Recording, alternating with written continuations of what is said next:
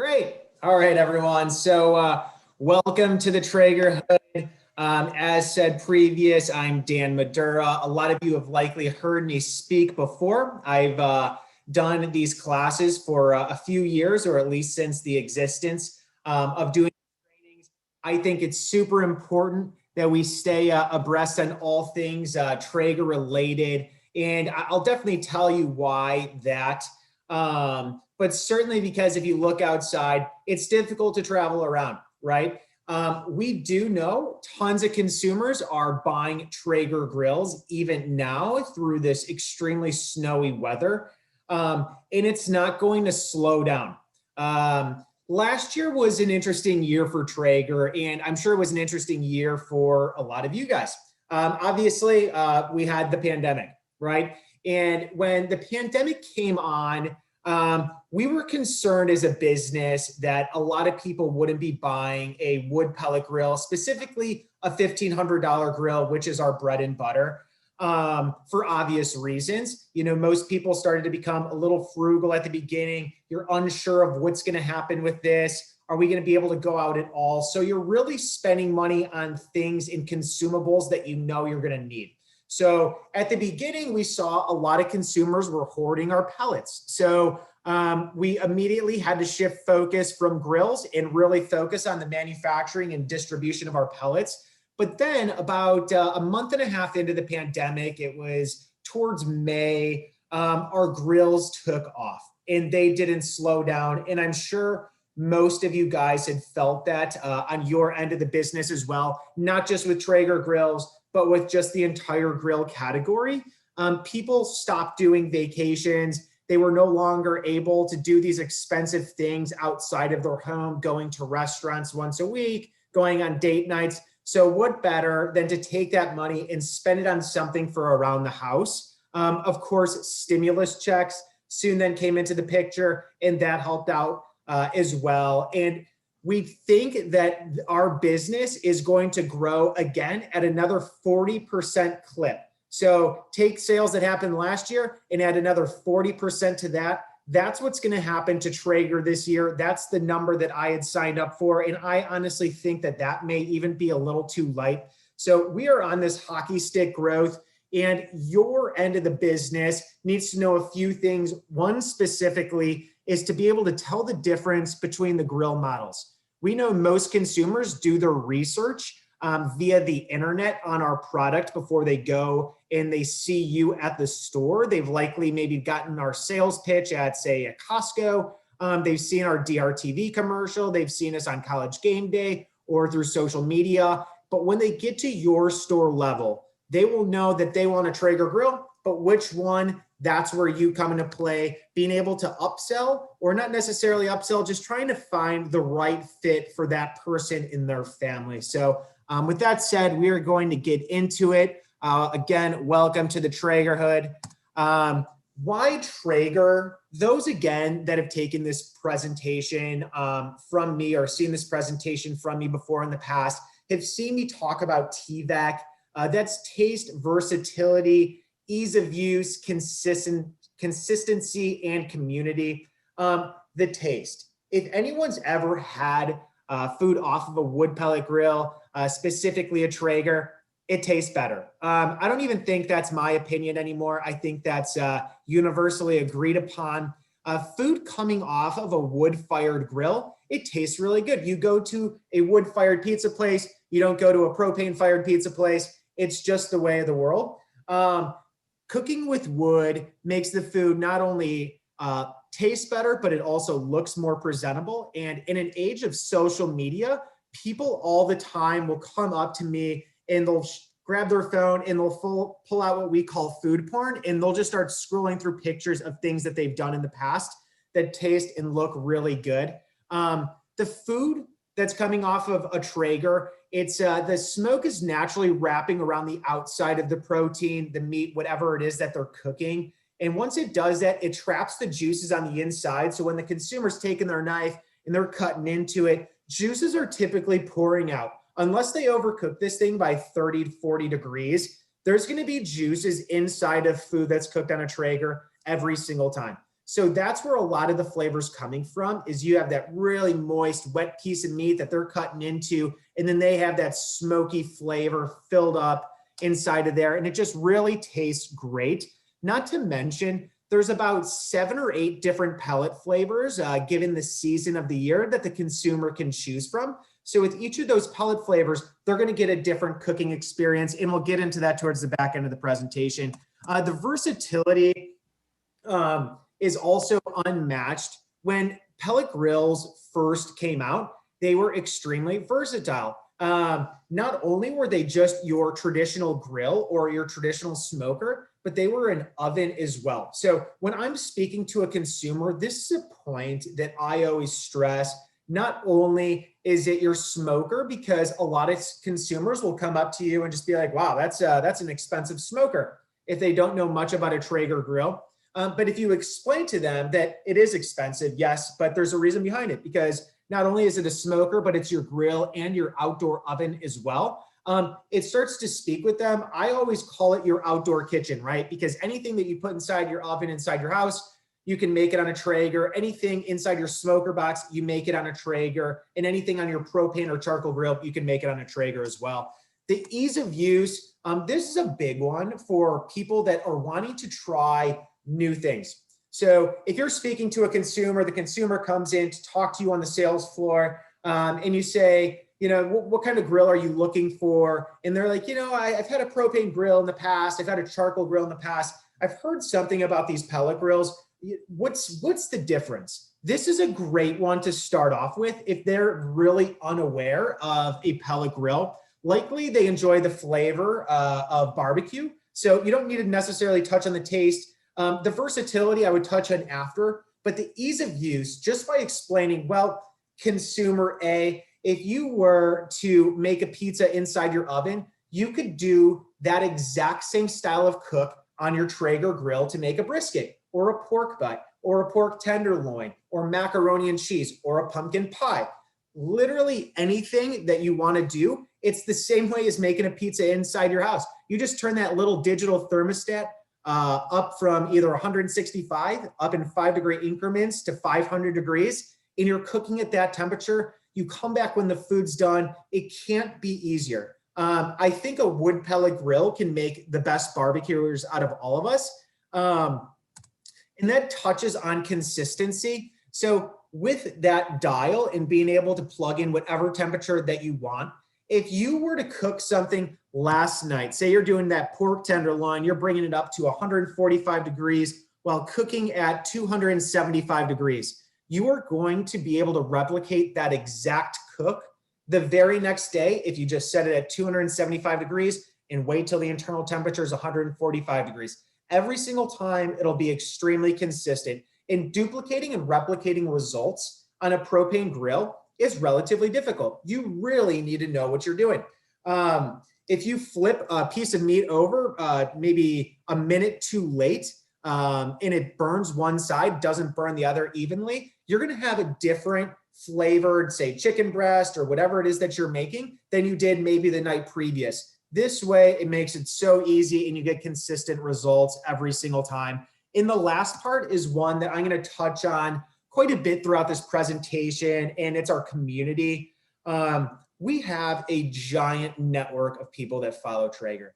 Back when I first started working with Traeger 7 years ago, it was in a previous ownership regime at the time, and we were only doing about 30 million in sales. Fast forward to this year when we'll do about 950 million in sales. The way that we've grown to that level is by the community. People are passionate about using their Traeger. And in my opinion, the reason they're so passionate about it is because you can be an everyday griller and you could be really good at using a Traeger. You don't need to go to culinary school. You don't need to know that much about cooking to be able to go to your Traeger Grills app, press the #1 brisket recipe, hit cook now at the bottom of the screen, and it cooks the entire brisket for you, tells you when to pull it off, tells you when to put it back on the grill, and then tells you the final temperature to pull it off again. It gives you step-by-step instructions.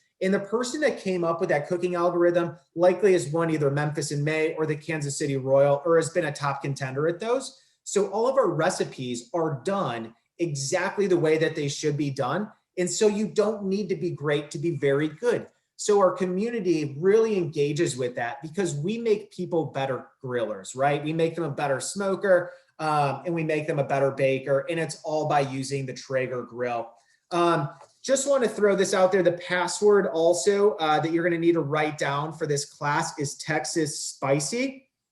And if I didn't say it at the beginning of the class as well, you're going to want to make sure that you've paid attention to this PowerPoint, because there will be a free grill given away tomorrow. I will alert the person who won this free grill between the first class of the day and this class of the day. So make sure you're paying attention, because I will be asking whoever wins this raffle one question off of this Traeger PowerPoint. And if you get it right, you get the free grill. If not, we go on to the next person. So make sure you are awake if you are not. The market potential, Traeger grills is only in about 2% of households in the country right now. We know that over the next 5 years, pellet grills will, of course, surpass charcoal as being the second most used type of grill that's out on the market, only trailing propane, and we'll be closing in on that after about 5 years. Many consumers don't even know what a pellet grill is today. So as they start learning of that, not just from marketing from us, but marketing from our competition as well, we're going to see a lot of consumers buying Traeger grills. So you got to be ready to answer some of the basic questions. I don't think you need to be a total expert on anything Traeger related, but you need to know a little bit about many different topics, most of which I'll get into this PowerPoint today. Pellet grills are disrupting the entire barbecue category, kind of leading back from that previous point. We always say that we're doing to charcoal right now what propane did to charcoal back in the early 90s. So we're going to go and we're going to take over that market share, and we're going to set our eyes on propane within the next 5 years. We see that because we think most consumers are slowing down. They're okay having their cooks take a little longer, 15, 20 minutes longer of cooks for a lot better meal. Propane grills really became super popular in the early and mid 90s when consumers, as opposed to using charcoal grills that were maybe a little dirty, they were it was a little more difficult to cook with. With a propane grill, you could go and you could throw your food on and you can have a meal done really quickly. Fast forward to today, consumers love taking pictures of their food. They like posting it on social media. They like food that tastes good. They like impressing their friends. They like being known as the barbecue expert in their community. I can't tell you how many text threads I'm on with friends and family talking about barbecue. We do see this category just growing pretty huge. It obviously has over the past few years, and it's going to continue to do that over the next 5 as well. Over the next 10 years, we're going to take over about 30 to 50% of the market, which is pretty massive. And the ASP, or average selling price, of a Traeger is $800. Consider that the average cost of just a regular grill is $300 for your stores. It's obviously making a lot more money, but then the average Traeger consumer interacts with your stores unlike anything else that you guys likely sell, maybe Yeti, maybe a couple of other big brands. But when you sell a Traeger out the door, ACE had done a research that the average consumer comes back 6 to 8 times through the rest of the year to buy a bag of wood. And the average selling price of your bag of wood is $20. Well, we know when a consumer buys a bag of wood from your store, their average ticket out the door is over $50. So they're leaving with that hammer, with light bulbs, paper towels, whatever else it is that they need. So we're driving traffic back to the store. So not only are you making a higher margin on the product itself, consumers are going to take better care of a $800 or $1,000 or $1,500 grill than they will a $300 one. And then they'll interact with that product more. They'll come back to your stores more. You'll see more traffic, and it's just a better consumer to have. This is one that I'm going to spend most of the time on here. Many of you, especially those that have seen this presentation before, are going to be familiar with how a Traeger grill works. But I think for those that don't know how it works, it's really important. So the wood pellets are going to load into this box, and hopefully you guys can see my cursor here. The box is titled number 1. It's our hopper. That's what's housing our fuel being the wood pellets. So you load your wood pellets into this box. This lid flips up. You load your wood pellets into there. And from there, your wood pellets are going to fall down via gravity down to this area. We call this an auger. This auger is attached to this motor right here. On this specific grill, it's a DC motor. So that motor is going to start swirling around and rotating this pellets all the way down to number 4, which is your hot pot or fire pot, however you'd like to call it. When the pellets land in there, there's this piece of metal that's sticking out. That's called your heat probe. So when the pellets hit that, or the hot rod, they're going to ignite on fire. And then that heat is going to start cycling around your food until it exits via the smokestack here on the left.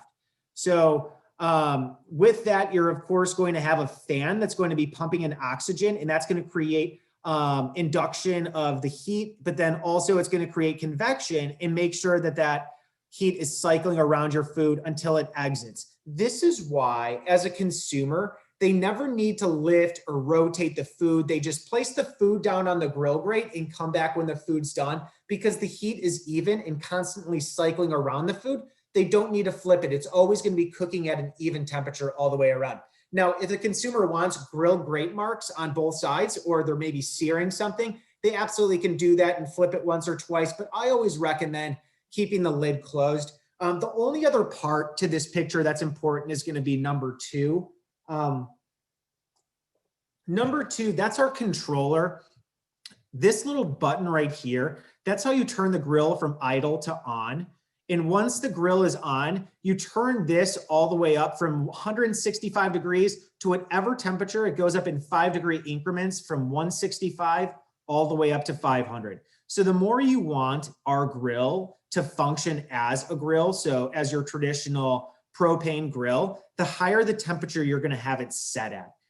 One big, really popular question that you may receive from a consumer is, I like really smoky foods. My wife or my boyfriend, my husband, whoever it is, doesn't really like really smoky foods. Is there a way that I could cook on this product without it being super smoky? And the answer is, of course, yes. Because the higher the temperature, just like a good bonfire, the bigger the flames, the hotter and higher the heat is, you're going to see less smoke, right? There's not a lot of smoke at a really good bonfire. There's just a little bit of smoke coming off the top. But if you have it down low and slow and you're cooking at 165 degrees and it's really not that hot, there's going to be a ton of smoke pouring out. So the more that you want our product, our Traeger, to function as a smoker, the lower the temperature you're going to have it set to. The hotter and faster you want to cook food, the higher the temperature that you're going to have it set to. So closer to 500 degrees. And that's the way that this grill operates and works.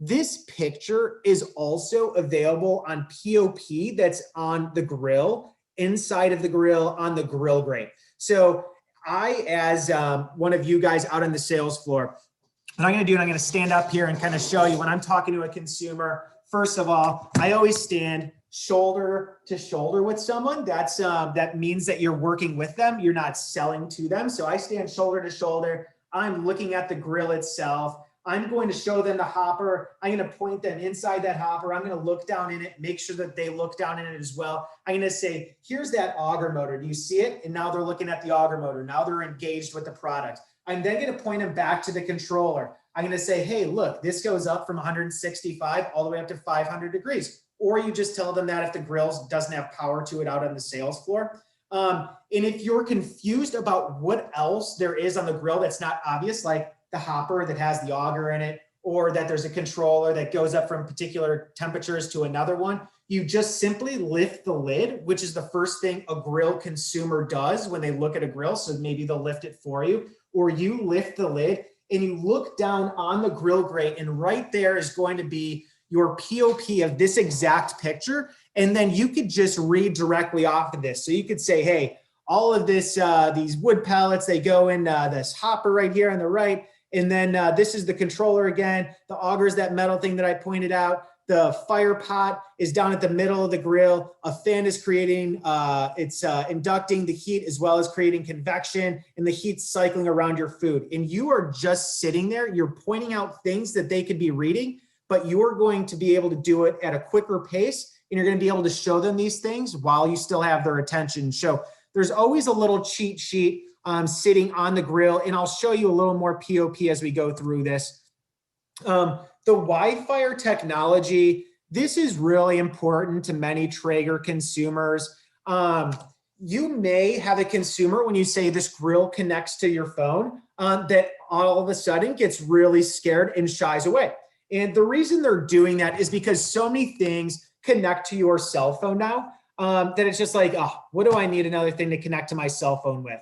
Well, it's important that our product connects to the consumer's phone because we try and make consumers' lives easier in the barbecue category. And we know that we're making great food when internal temperatures are being hit in a precise way. So if you have the grill set and your meat probe set to send you an alert once your pork tenderloin hits 145 degrees, when this little area on the grill controller on your cell phone hits 145, it'll send a push notification to your cell phone, and it will give you two options. It'll either say power down to keep warm, and you can hit that button and it will turn the grill all the way down to 165 degrees. So it just keeps the food nice and warm until you're able to pull it off of the grill, serve it to your friends or family or just yourself.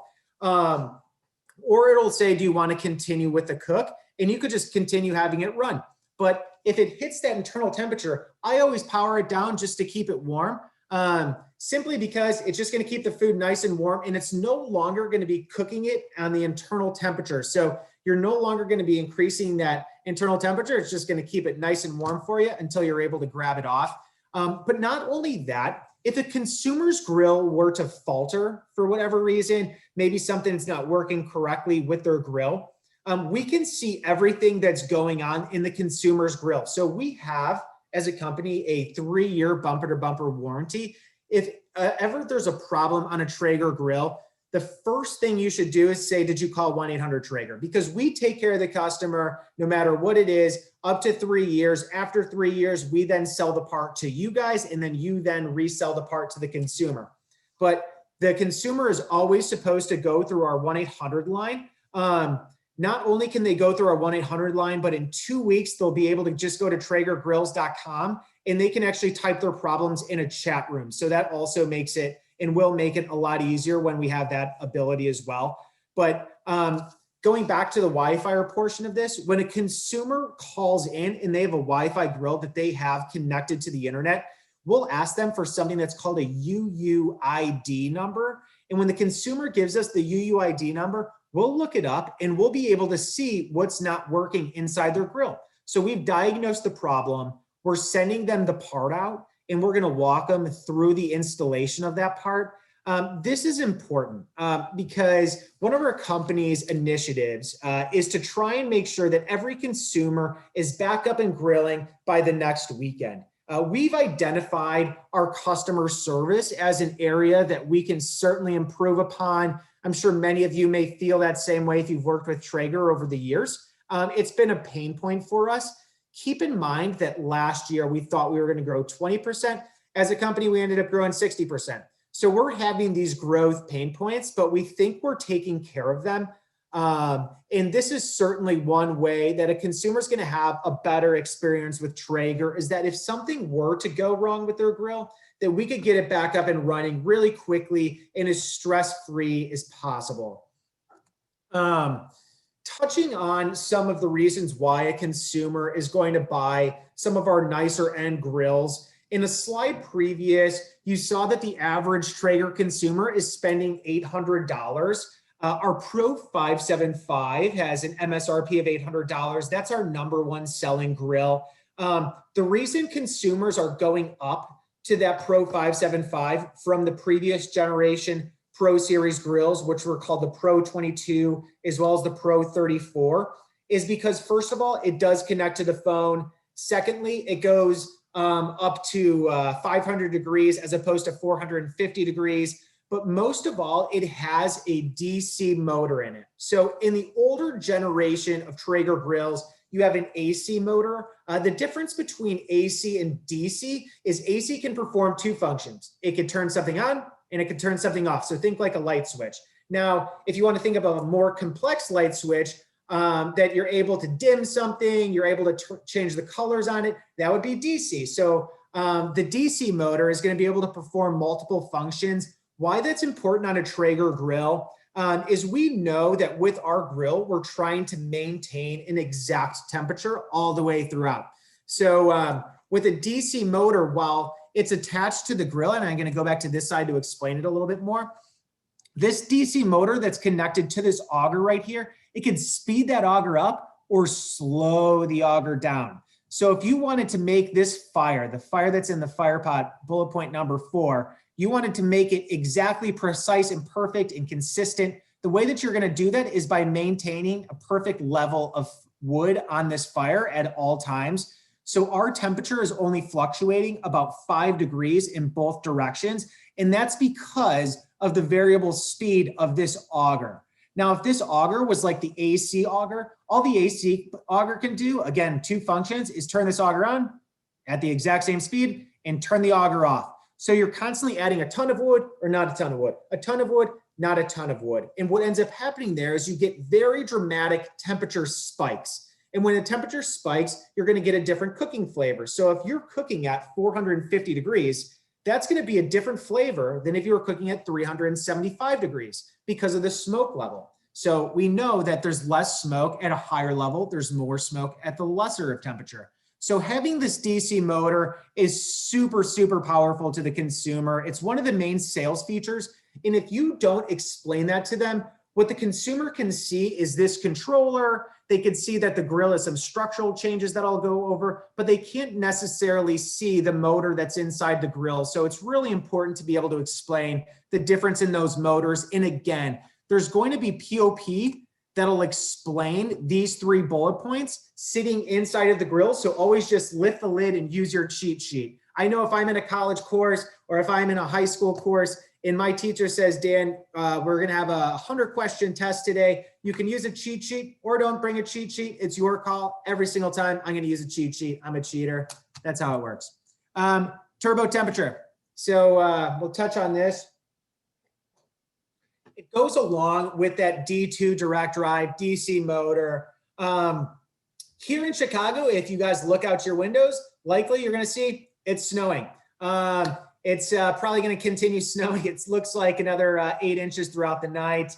Why turbo temperature is important is if you get someone, a consumer that says, I'm a year-round cooker, right? Everyone always says, I'm a year-round cooker. It's like it justifies something for them. It's their way of saying that they're a better cooker than you is what I've learned over my experience over the years. And if someone says that to me, then I'm going to say, well, this is a perfect grill for you because it has something that's called turbo temp. And what does turbo temp do? It's going to increase the temperature super quick. It's going to rotate this auger super, super fast over and over. I'm trying to make it go like super fast, rotating a ton of wood onto that fire pot, adding a ton of temperature increase into there. So you're going to get right back up to that temperature you're cooking at super quick after you lift the lid. So you're going to be able to hit that great result every single time. You're not going to be waiting around for the grill to get to 400, 500 degrees if you're cooking at those high temperatures for 30 minutes. It's going to go in about maybe 10, 15 minutes tops to get to 500 degrees. So you're going to have turbo temp inside of there. And then it's also built to last. So on top of built to last, I'll show you the difference between the two motors. This is the new motor right here. This is our old motor. The old motor you'll see in any manufacturer, that's just a typical AC motor. This is one our engineering team designed. We have MIT engineers that worked on this thing, and it's a really great motor. It's going to prevent from pellet jams, and it's going to last you the long haul. So if a consumer is concerned about how long the grill is going to last for, about the integrity of the parts, this is certainly the grill for them. And the only last part that I promised I'd speak to is the structural changes. So if you look at that older generation of pellet grill. It's going to have a perfect cylinder circle of a cavity inside of the grill.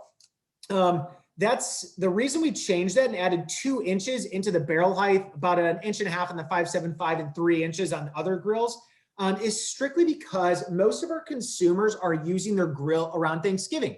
And what are we mainly cooking on Thanksgiving, or what's the big thing that we're cooking on Thanksgiving? It's a bird, right? And those birds can sometimes be huge.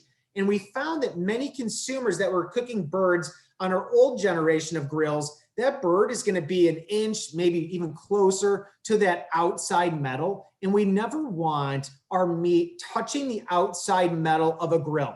And why is that? Because meat heats up to a hotter temperature. It'll hold a very high temperature. So if you're cooking at 500 degrees inside of that grill, that metal is going to be 650 degrees. And if that metal's 650 degrees and your bird's touching it, it's just going to pierce a hole in the bird and it's going to drain it of all those juices that we want trapped on the inside. So we did make this an oblong barrel shape. And then you'll also notice the height of the grill has increased as well. The reason being is it's just for the average consumer to be at their waist level. So we added 2 inches from the previous generation of grills. So now it's a more comfortable height for most of our consumers.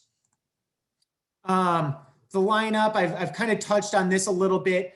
This is the Pro 575 and 780. This is where your Wi-Fi series of grills start at. Again, I told you before, our average consumer is spending around $800 on a grill. That's the price of this Pro 575. So this has your DC motor, this has your Wi-Fi controller, and from there, it's going to go up to the Ironwood series of grills. And I always think it's different, or it's better to explain the differences between that Pro generation to this Ironwood generation to the consumer. So you could see everything that's listed here in orange.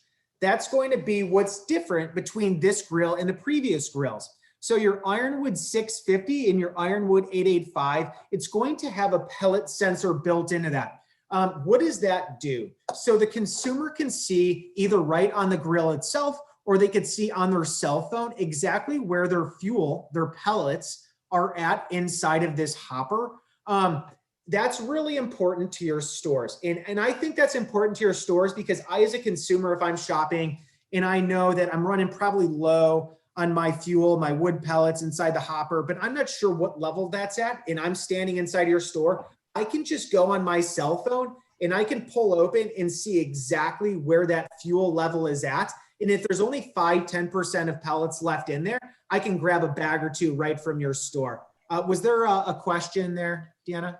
I was just going to know, well, yes, there's questions, but they were all general that we could do at the end, but this is your 5-minute warning. So it's up to you if you want to go. I don't know how much more you have that you want to do. Otherwise, when you're ready, I have some good questions. Great. So I'm going to go on from the Ironwood. Again, if you're ever wondering the differences between the Ironwood and the Pro series of grills, look straight on that grill grate for your cheat sheet, and that's going to explain all the differences that are on there. The one that I need to point out is the true convection system.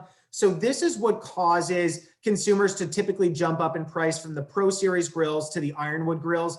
The consumer can choose their smoke flavor on this grill. They can either choose blue smoke or white smoke. Naturally, the consumer is cooking with blue smoke. Think of blue smoke as a faint smoke that you can't really see, that clogs the pores of the meat. That's not overwhelming the meat itself. Whereas with white smoke is going to be overpowering. It's great for brisket and pork butts, things you want a ton of flavor on. Maybe not as great for baking. So if you wanted to choose your smoke profile, you do that with the Ironwoods and series above the Ironwoods. Outside of that, here's again those grill clings. This is that POP that's sitting on the grill. This comes attached to everyone's grill now. So you can always just walk through the consumer. The grill comes with the meat probe. It's easy to clean because it has these little consumable things. You guys also sell the consumables in your store. So when the consumer ideally runs through these, they can go straight to you and buy more consumables. You can say it has precise temperatures and it also connects to your cell phone. Just go right down the list. The only other part I'm going to speak to, and I'll speak to it really quick because I know we have questions, is that we did change our pellets a little bit. So our pellets, we have a thicker bag and we reduced flavors as well as added a couple of flavors. So these flavors that you see right here, These are our only go forward flavors outside of the ones that you guys have an exclusive on, you guys being Ace Hardware, which is called our Reserve Blend. That's the one in the black bag. These are going to be more durable. I'm sure everyone's experienced rip bags. I know I've experienced about 40,000 of them. So I'm really excited that's no longer going to be a big thing. So look for those bags to change. It's a rolling change and should be happening here in the next couple of weeks. And then we'll have 4 seasonal flavors: the bold blend, brisket blend, turkey blend, and then we're partnering up with Meat Church to have that blend. The bold and brisket blend will be available in the Ace RSCs come 4/1. These others will be in the fall, and you'll see a note on AceNet for that. Deanna, what do we got? All right, you got lots of good ones. When a customer's buy a Traeger at Costco, can the availability of accessories become not so limited to only Costco? I guess Costco doesn't sell accessories. So they just sell a couple of bags of wood. They sell a specific pellet flavor, which is actually just a renamed pellet flavor that you guys sell called the Signature Blend. Theirs is called the Gourmet Blend. It's the exact same flavor. They just get in a larger bag and it's a better deal, but it's a different consumer. Most of the time, a consumer that's buying from Costco is buying at a bulk level. When they come to your store, they're looking for accessories. Costco doesn't sell accessories. They just sell one grill and typically 2 different pellet flavors, and that's it. All right. People again are looking for the PowerPoint, Dan, so I'll just mention that Dan will send it out to us and we will get it to your teams. Any tips when the hopper runs out of pellets during a cook? When adding more pellets, grill still takes a long time to get back and going. Yeah, so that's where that turbo temperature comes into play. So it's rotating that auger really quickly. On an AC grill, if you want to jump start it, you take the meat off, you remove the grill grate, you remove the heat baffle, you remove the drip pan, and then you can do what we call a fast start. I don't recommend telling the consumers to do it. If you want it for your own personal way, you just take a handful of pellets, throw it in the hot pot, they're going to ignite on fire. And by the time the auger gets those pellets all the way through, likely the fire is still going. That's a way to what we call jump start it, but probably not something to tell the consumer to do. Go on. Is the bronze or black more popular on the 780? The black is on every single grill. If there's a color differentiator, I would definitely go with the black. The bronze was once our bread and butter, but the black is definitely the go forward better one by far. Can you use the Traeger app without creating an account to link to a UUID, or is it required? Well, you have to create an account in the Traeger app to be able to use the grill. You will get a million emails from us, so just send them to junk if you don't want them. Can you replace the AC motor on the older grills with the new DC? No, unfortunately you can't. There's a different bolt that clips into there, and I'm sure we did that so that consumers couldn't have a $10 way of changing a grill we'd rather have them spend $1,000 on. What else? I mean, he's honest, guys.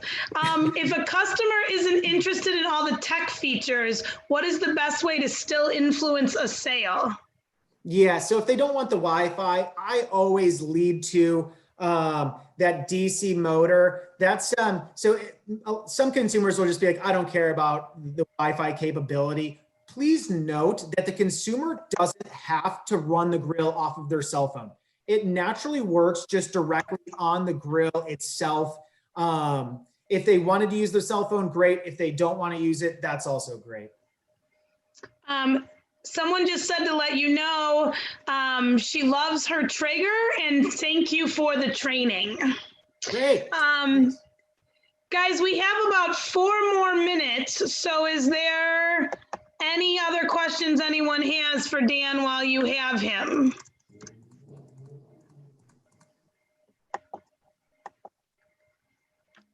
What is the difference of white smoke and blue smoke? Yeah, that's one that's usually better to go into. I tried to rush it there a little bit. So good question. So blue smoke is a faint smoke. So if you were to be going to a big grill barbecue competition like the Kansas City Royal or Memphis in May, you can't just cook something with a ton of white smoke. That's a really powerful plumes of smoke you probably associate with a smoker, and then just expect to win the competition. So what barbecue judges are looking for is they're looking for the smokiness to be inside the food, but not to overwhelm the food. So you're going to have this faint amount of smoke. And the way that we create the faintness to it, let me see if I can jump back some slides here. Second. The way that we can create the faintness is that there's no smokestack on the Ironwood series of grills. If you saw the back of this grill, you would actually, I think it was right here. So the smoke will wrap around your food once, twice, and then exit evenly out the back right here. That's what keeps the smoke blue and faint. The longer smoke stays inside of a cavity for, the whiter it starts to become. So if we had a smokestack sitting on the side here, like we do with most of our lesser priced grills, there'd be smoke sitting over on the side that would wait a long time to get over to the smokestack and exit that small hole. Whereas this one's being pushed out of the back at an even clip after just a few cycles around the food. That's blue smoke. And that faintness is great for things like baking. It's great for if you're doing macaroni and cheese and you don't want a ton of smoke flavor. Why you would want a ton of smoke flavor in white smoke would be if you're doing a brisket, if you're doing something really heavy that needs a lot of flavor, you would do just a white smoke with that. And all the consumer does on the Ironwood grills is they press a button that's called super smoke. And maybe I can show you where that button is. So this second button right here is called super smoke. The consumer presses that, and now all of a sudden the grill goes from being blue smoke to white smoke. And so if the consumer comes to you and says, hey, I don't see a lot of smoke coming out of my Ironwood grill. I've had a Traeger in the past. There's a ton of smoke coming out of it. Is it broken? What's wrong with it? I would just say, make sure you press the super smoke button. And once they press the super smoke button, then big white plumes of smoke will come. And the way that that happens is we just turn an inductor fan off, let the smoke build up, then put the inductor fan back on, and then you're going to see a ton of smoke pushed out the back of the grill. Okay, last but not least, someone is wondering, where are the Traegers made? Yeah, so Traegers are made in China. There are going to be a couple of different Traegers that are going to come along here at some point in the next year or so that may not be made in China, to be determined on that. So keep your eyes peeled. But for the most part, really nice technology can be made in China. The difficult part about things that's made in China is that getting the product over here, especially in today's day and age, is very difficult. Something for you guys to keep in mind from a lot of your vendors this year is the #2 largest port in Shanghai, China, is extremely backed up right now. They can't manufacture enough containers. So you may see delays in product. So it's good to try and keep more than enough product in stock. And I would always keep multiple grills built at a time, specifically on the weekends, because we all know how busy it is on the weekends. Hopefully that answers your question. Awesome. Thank you, Dan. That was amazing once again.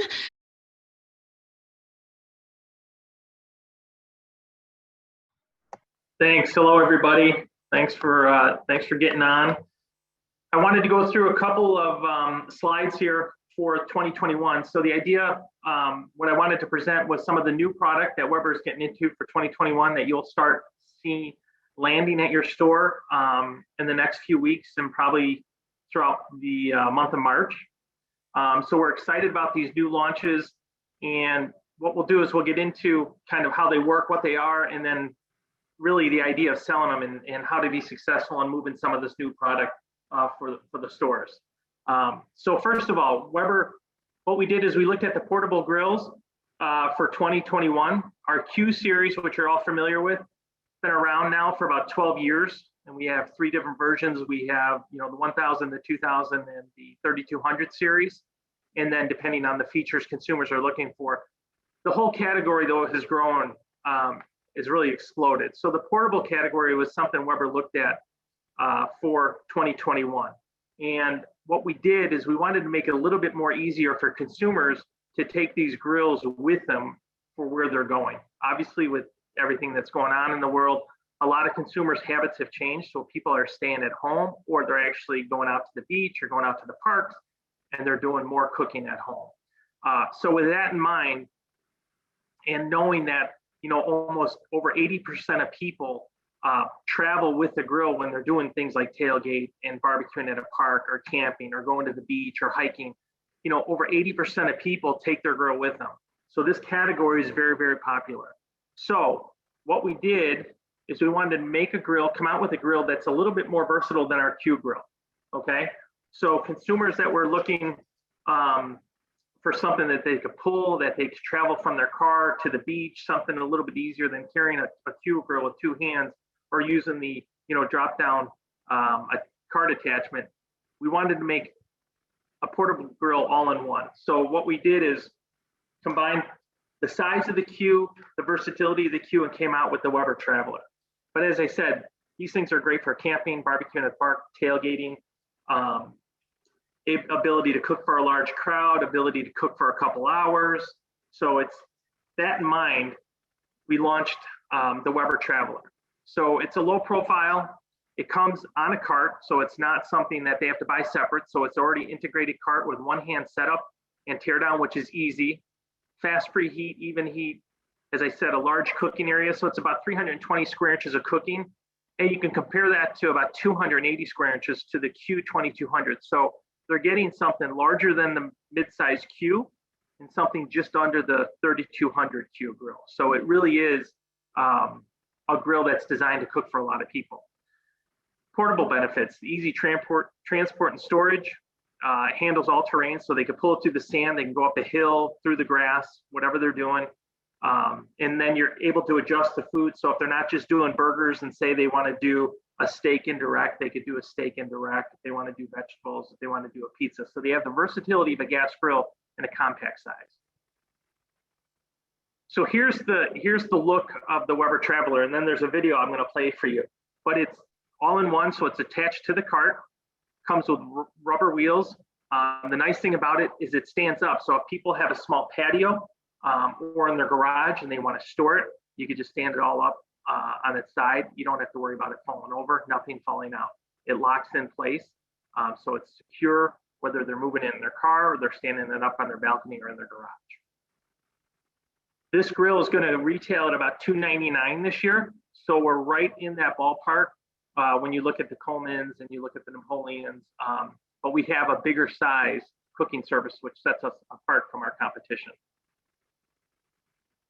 The nice thing about Traveler is when you talk to consumers and they come in and they're looking for a portable grill, whether it's a Smoky Joe or they're looking for a Q, engage the consumer. That's the number one thing. And if you've been to the Windy City trainings before, I've been doing it since they started.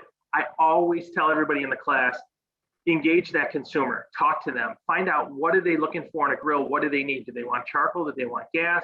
Are they cooking for a crowd? Ask those questions. 9 times out of 10, you're going to ask somebody in the department, hey, do you have any questions? And they're going to say, no, I'm just looking. You got to, right there, in your head, you got to say, okay, you know what? The next question, hey, what do you like to cook? Or how many people do you cook for?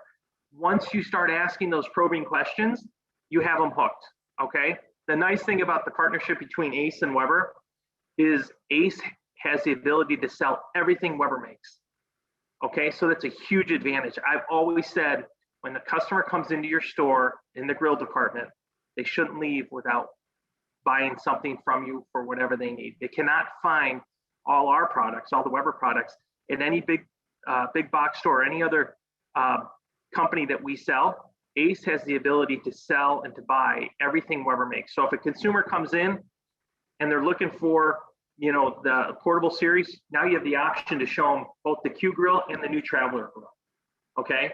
Find out what they're looking for, ask those questions. That's the key to selling, is to get them to buy from you. Ask those questions. That's the number one thing.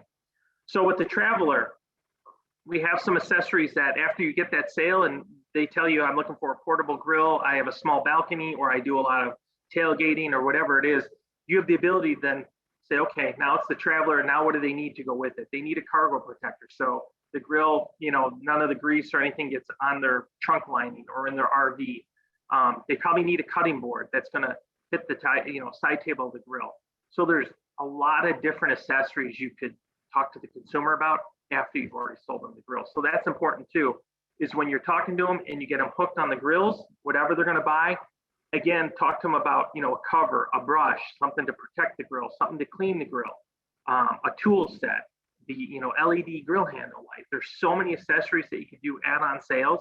So it's important to cover all your bases, but it doesn't start unless you ask that customer a few questions in the beginning. And as soon as they say, no, I'm just looking, you got to ask them that second question. What do you like to cook? Or how many people do you cook for? Once they open up, then you know in your mind where you're going to take them. So a couple of the features of the Weber Traveler. Great performance, that's a fast preheat. The best even heat in its class. So we have a cast iron cook rate in there. We have a P-shaped burner in there. So they're gonna get fast preheat on the grill and get this up to about 550 degrees. As I said, the all-terrain cart, so it's all in one. They don't have to worry about it locking into place, it's already locked into place.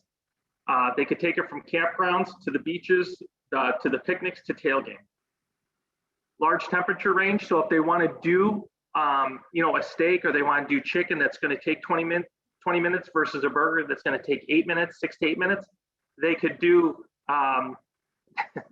hey Rick, yeah, they could do whatever their needs call for. So they have the ability to cook, as I said, 8 minutes, or they can go 20 minutes, they can go a couple hours on the disposable gas tank. So the versatility is definitely there. And again, as I said, it's key to point out they have 320 square inches of cooking versus the 280 on the Q2200. And this is already on a cart.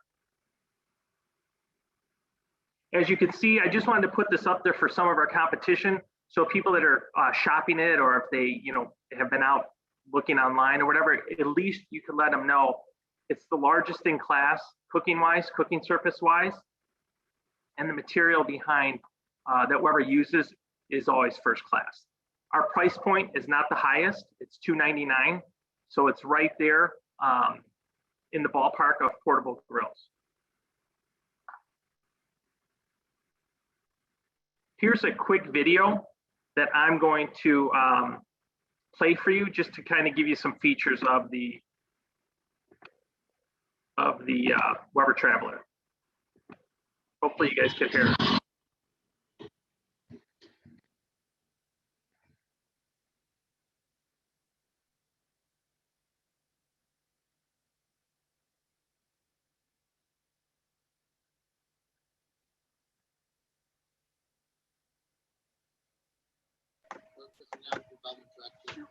Sean, you didn't put in what makes the sound work again. Oh, hang on. All right. That's okay. I think on the bottom lower, you have to hit like sound audio.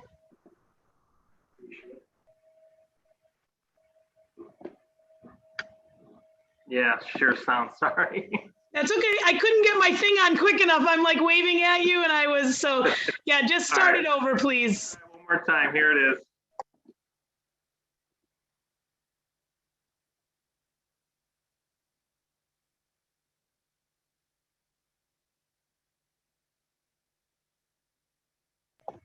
Oh, shit.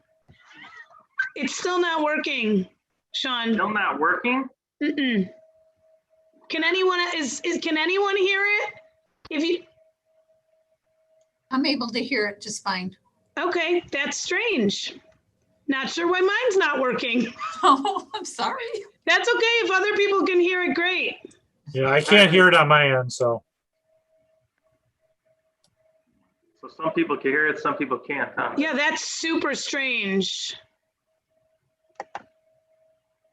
Huh. Because yeah, the sheer sound is on. That's super weird. What? Try it one more time and we'll see. Mm-hmm. Let's try one more time. I'll just click it back on. Share.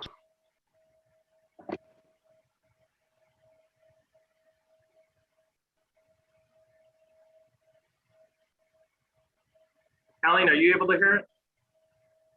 Yeah.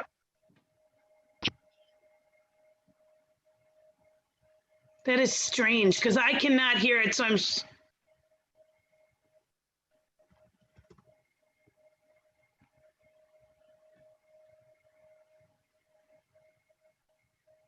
Mark, Martin, Shelley, you can hear Sean and Deanna, but can you hear the video speaking?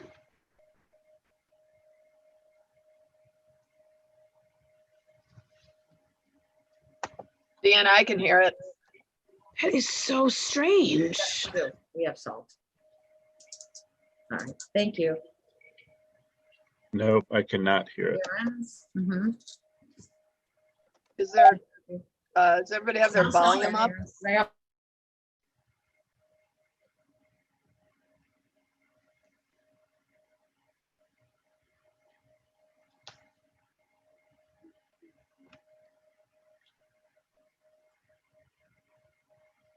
I just muted all the participants, Sean, because I forgot to do that earlier. I couldn't figure out why they came in, but I can't hear the video at all. It doesn't make any sense.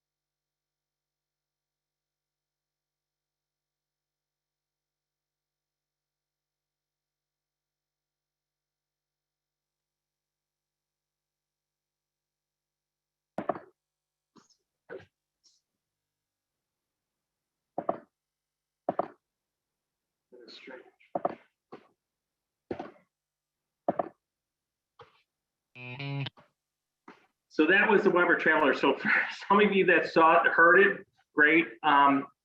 Really quick, we're going to have these videos up, and the ACE stores will be getting an email middle of this week.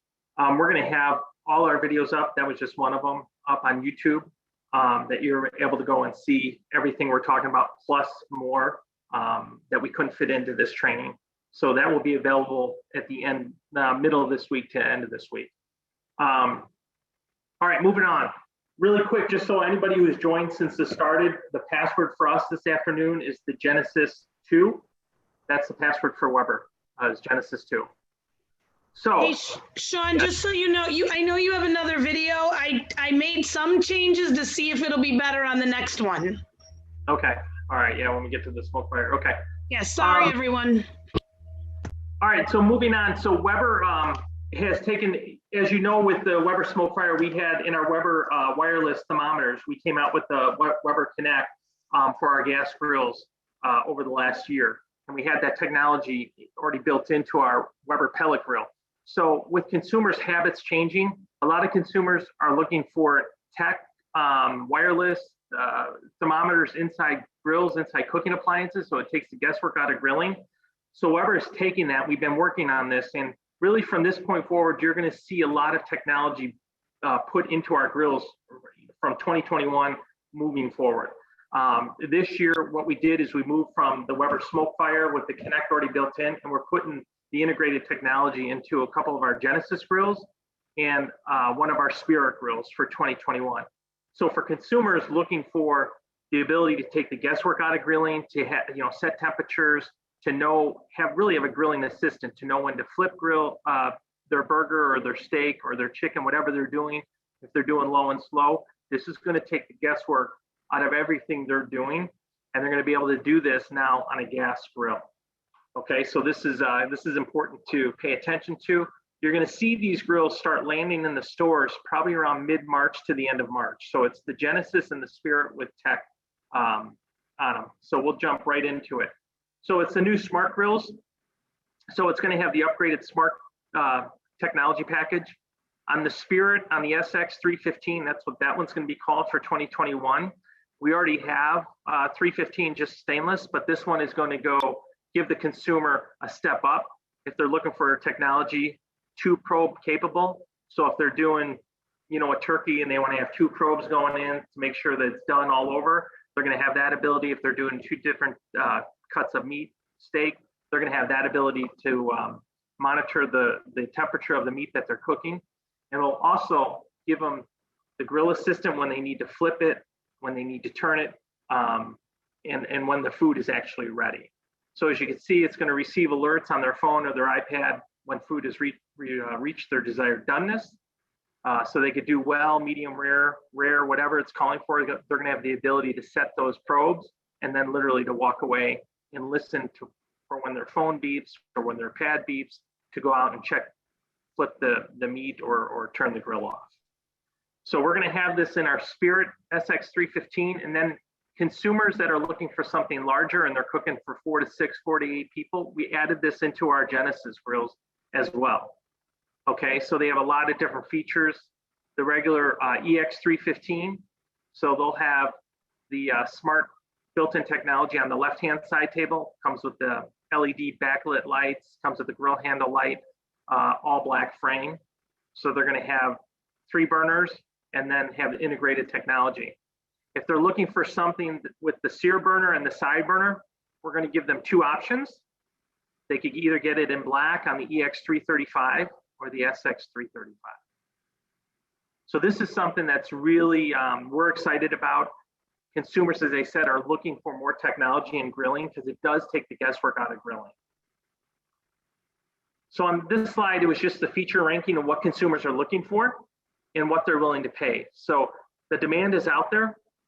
Ace is going to be promoting the grills in 2021. So this is something as consumers come in, and as I said earlier, when you talk to a consumer on the floor, approach them, you could ask them, you know, what are they looking for in a grill? What do they need? And even if they tell you, hey, I'm just looking, you could ask them that follow-up question. Well, how many people do you cook for? And once you get that consumer talking to you, you'll be able to recognize, oh, this consumer's a, you know, 2 to 4 person that they cook for, or they cook, you know, once a week, and maybe they're a Spirit customer. They're looking for technology. Maybe they need the new integrated technology on the Spirit side. Again, if price is an issue and it's just for 2 people, maybe a Spirit 2-burner, open cart, $379 price point is the one. The idea, everybody, is to get the consumer talking. Once you get them talking to you, you're going to know in your head where you're going to direct them on the sales floor. Is it a charcoal grill? Is it a Spirit grill? Is it a Genesis grill? And that's the key. Get them speaking to you. Ask those probing questions. So with the limited edition EX series grill, as I said, it's going to monitor their grill temperature. It's going to give them 2 probe capability, flip and serve notifications. Basically, the step-by-step grilling assistant is right at their hands in their iPad or in their phone. The nice thing too is if they have a propane grill, it's going to alert them where their fuel is so they don't run out of fuel during a cook. And then a couple steps that Weber added to it was it's going to have Alexa integration. So you'll be able to ask Alexa, what's the temperature of the grill? What's the temperature of probe 1? And you're going to be able to get that information when you're sitting inside, okay? And then we're going to have new recipe contents for the launch next month. Here are a couple of the other features we talked about. On the Genesis, it's going to be on an all black frame, which is cool. It sets it apart. Right now, you're used to seeing the gray frame on the floor on the Genesis. You're going to have the LED grill handle light. You're going to have the backlit LED knobs. So at night, it makes it a little bit easier to see where the temperature settings are. And then the bigger key is on our sear burners, we're adding a red knob so consumers understand what that is. Because right now, a lot of consumers see 4 burners because it's gray. They don't really have an idea what that is. So the sear burner, along with the new POP that the reps will be getting next week and out to the stores, you're going to have the sear burner feature call out. So it'll be a sear burner with a red knob. And then, of course, on the 335 series, you have the side burner. So here's the pricing that you'll see for this year. $799 for the SX315, EX315, $999. The EX335 that gives them the lighted knobs is grill handle light, sear side is $11.99, and then all stainless is at $12.99.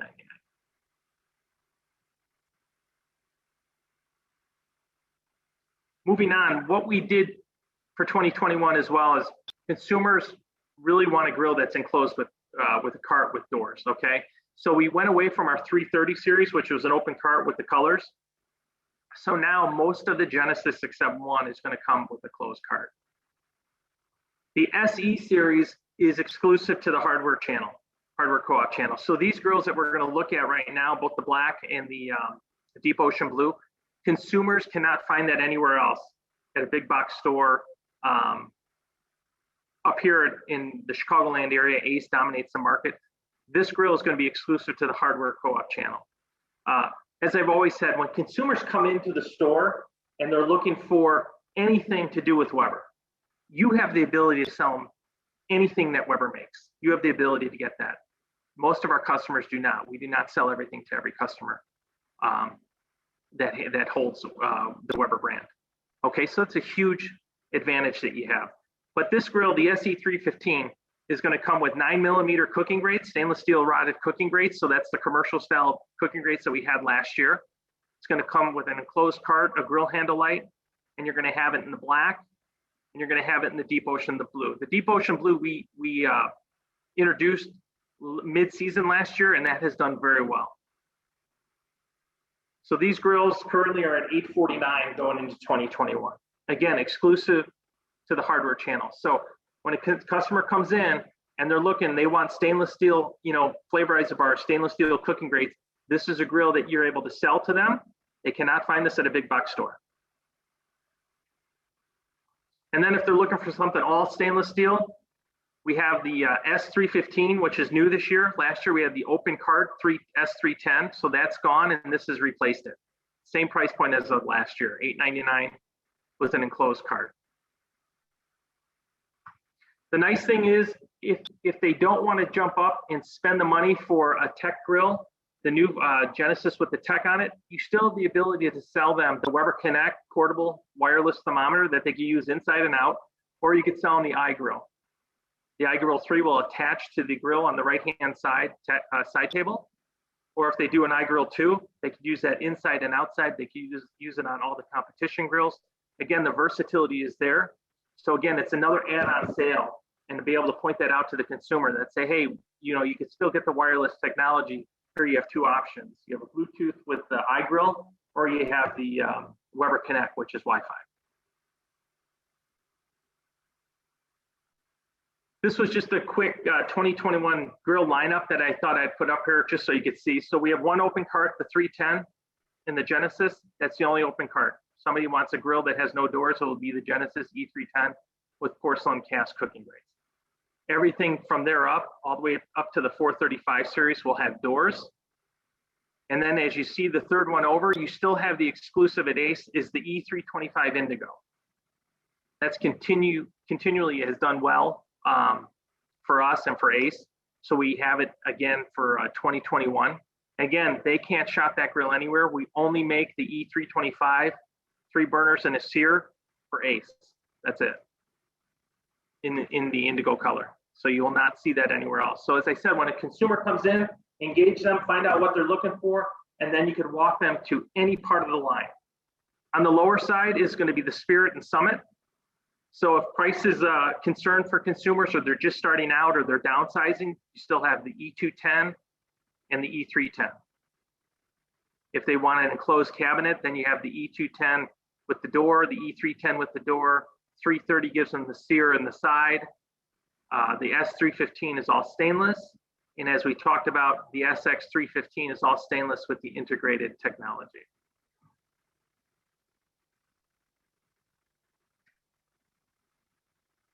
Moving on, so Weber, most of the stores have this Summit Charcoal Kamado style grills. So Weber has had this grill out there. So people that are looking for, the Kamado style cooking, we are going to go ahead and promote this for 2021.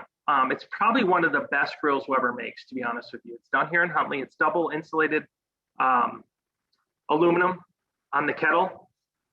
And we had this out there for a couple seasons, but again, the whole smoking category and the whole pellet category is continuing to grow. Pellet a little bit more, but smoking is starting to grow a little bit more. It flattened out for a while and it's starting to pick up steam.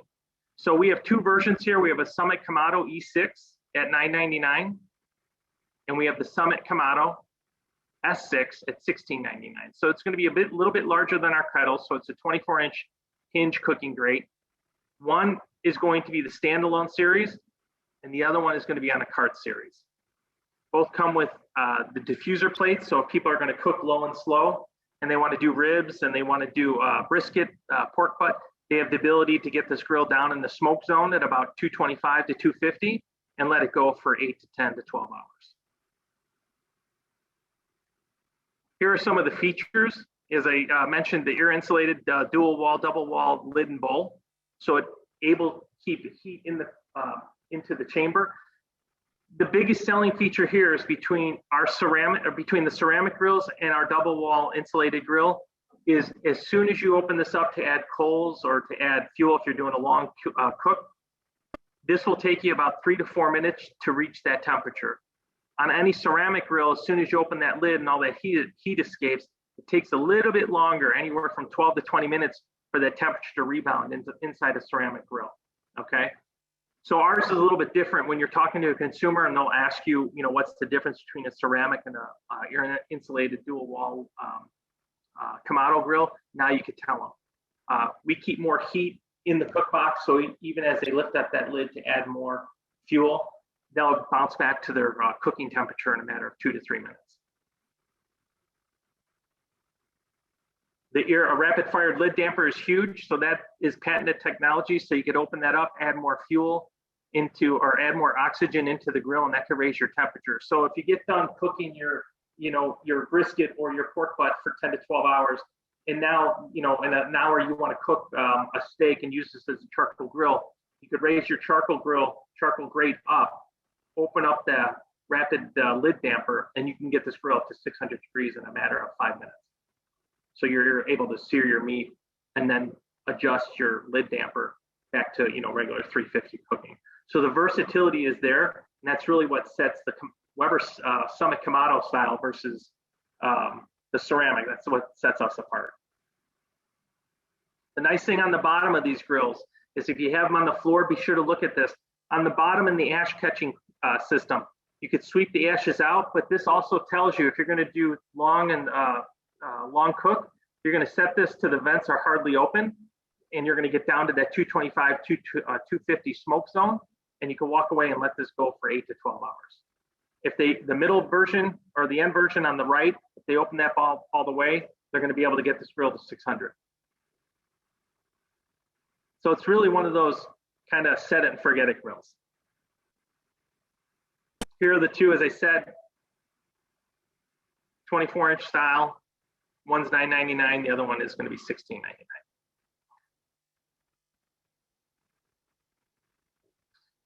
SmokeFire 2, so moving on, SmokeFire 2, Generation 2. So Weber, when we launched that, we had a couple of hiccups. So Weber, as you know, took the grills back, reworked them. So now we have a welded auger system, a welded chute, okay? It's a one-piece welded chute, which seemed to solve the pellet problem that we had. We added the hopper slide now, the stainless steel hopper slide into all the grills. And then what we did is on any pellet grill, not just Weber's, on any pellet grill, the number one consumable part is the glow plug. So we added a couple glow plugs in the box for the consumer. Here is a quick video on some of the new updates for the SmokeFire. Hopefully this works. Share sound is on. Let me know.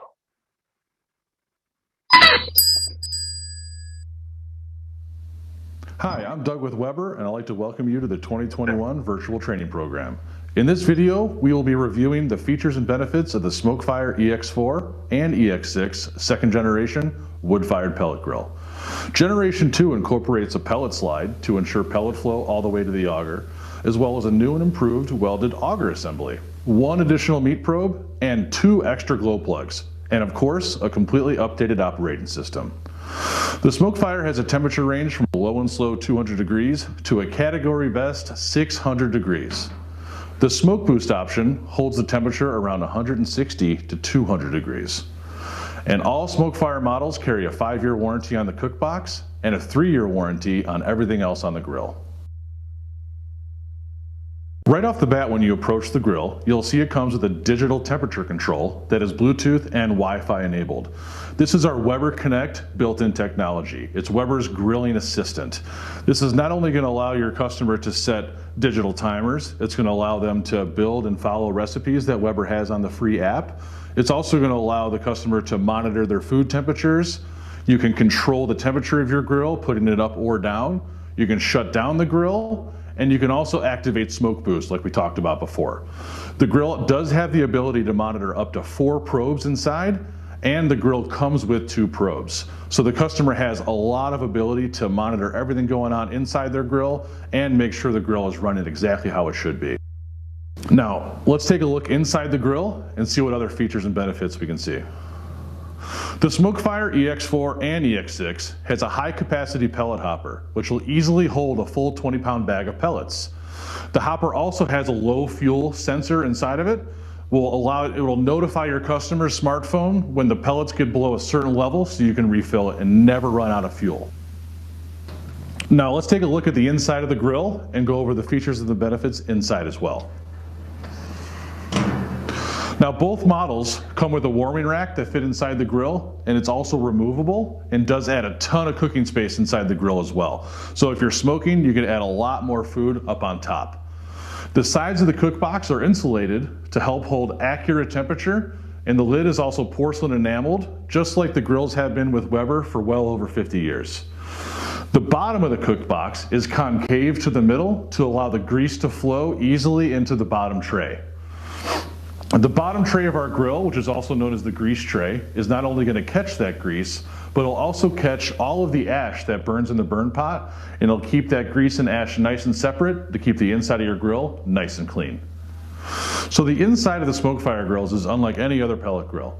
You can obviously see we have our nice plated steel cooking grates, but we also have included our Weber's patented flavorizer bars. The flavorizer bars are not only going to help you get that perfect heat distribution, but it's also going to help you get that really high temperature to sear that perfect steak. The SmokeFire also comes with 4 heavy-duty casters. The 2 in the back are swivel casters, and the 2 in the front are locking to keep the grill in place. Now that we've gone over the features and benefits of the Weber SmokeFire, we have some brand new accessories that just came out that are specific to these grills. As you can see, we have them installed now. The first thing I want to show you is our foldable side table. So this adds a ton of extra storage to your grill to hold your food while you're cooking, all your prep work, and then it also folds down to get out of your way. Super easy. Underneath the table, we have our brand new Weber cutting board. And it's super convenient. Not only is it the perfect size of our side table to go on top of, but it also goes underneath. Stay out of your way. In the front here, we have our foldable front tables. So we're getting more and more storage on the grill, more work surface area. These also independently fold up and down, so you can have them one up, one down, or you can have both of them up. It's as simple as pulling the table up and pushing it down. Another great accessory Weber just came out with is our fuel storage bag. The fuel storage bag is weatherproof and it holds up to 20 pounds of pellets. So when you use a pellet bag and you want to store it in here instead of just putting the pellet bag to the side, you put it in the storage bag, it's going to keep it safe from the elements. Weber also has a wet smoke kit, which is a drip pan that's underneath the flavorizer bars to add moisture inside the grill. And as you can see, we have a couple pellet bags as well. Weber has up to 5 different flavors for the pellets. We're really excited about these new accessories, and if you guys have any questions, obviously join our barbecue Q&A, and we thank you for your partnership and look forward to a successful 2021.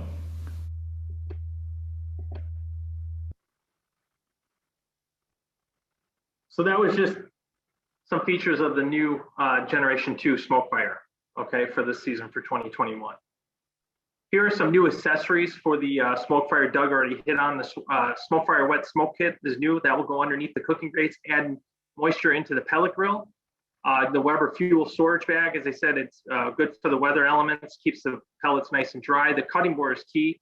It's a great cutting board, able to catch the juices as you're cutting. The cutting board fits under the side table. That is new option for 2021, and then the 2 fold down shelves. There are some new items too that we just started shipping. So you have Weber, the butcher paper. A lot of people use when they're doing low and slow pieces of meat. We have different barbecue gourmet options. You have griddles. You have a cast iron grates that can go into the smoke fire. Give you nice sear marks if they're going to use it, as a grill to cook steaks or chicken or chops. Sean, because since we have a little bit of the video issues, we'll do like 5 minutes from now and go into questions, but you do have a decent amount of questions, just to warn you. Okay, all right, thank you. And then, as I said, the glow plug, this is the most consumable part of anybody's pellet grill out in the marketplace, so we are going to package these as well. So this will be available to the consumer. The nice thing about Weber's pellet grill is, besides having an all porcelain lid and bowl, which sets us apart for our competition, we're able to get to those 600-degree temperatures. Anybody that needs to change out the glow plug or get into the motor or anything, it's very easy. 4 screws in the back of the grill, undo the 4 screws, and everything's right there at your fingertips. Okay, so it's easy to work on. A lot of the competition, when we came out with the pellet grill, is we heard from consumers, the inability to get in there and service it themselves if they need to. Here are some more features for 2021, more accessories. So we came out with the Connect hub case. So the iGrill Connect that you already sell will have a traveling case. As we talked about earlier, a lot of consumers that are traveling, going to the beach, going to the park, bringing their grills, are able to now bring their wireless thermometer if need be. The gourmet barbecue system. Again, Weber is expanding on this. We have the gourmet barbecue grate for our charcoal grills and also for our gas grills. So now we're adding more features to this. Again, the idea here is talking to the consumer. We all know their habits have changed. A lot more people are cooking at home. They're trying different things. This is a great new item to put on the grills on the sales floor and to talk to engage consumers and let them know the versatility of these Dutch ovens, of the grill and griddle station. They want to do breakfast. So these are some great add-on sales. Again, engage the customer, find out what they're looking for. After you get them sold on the grill, then you can take them over to accessories. That's the whole key. And that's it, Deanna. That was it. So any questions? We're here. Perfect. Here we go. You ready? Yes. For the traveler, which type of propane does this use? It's going to be the 16-ounce disposable bottle. Okay, I believe it's you guys sell them, I think, for torches, a couple of 2-pack maybe.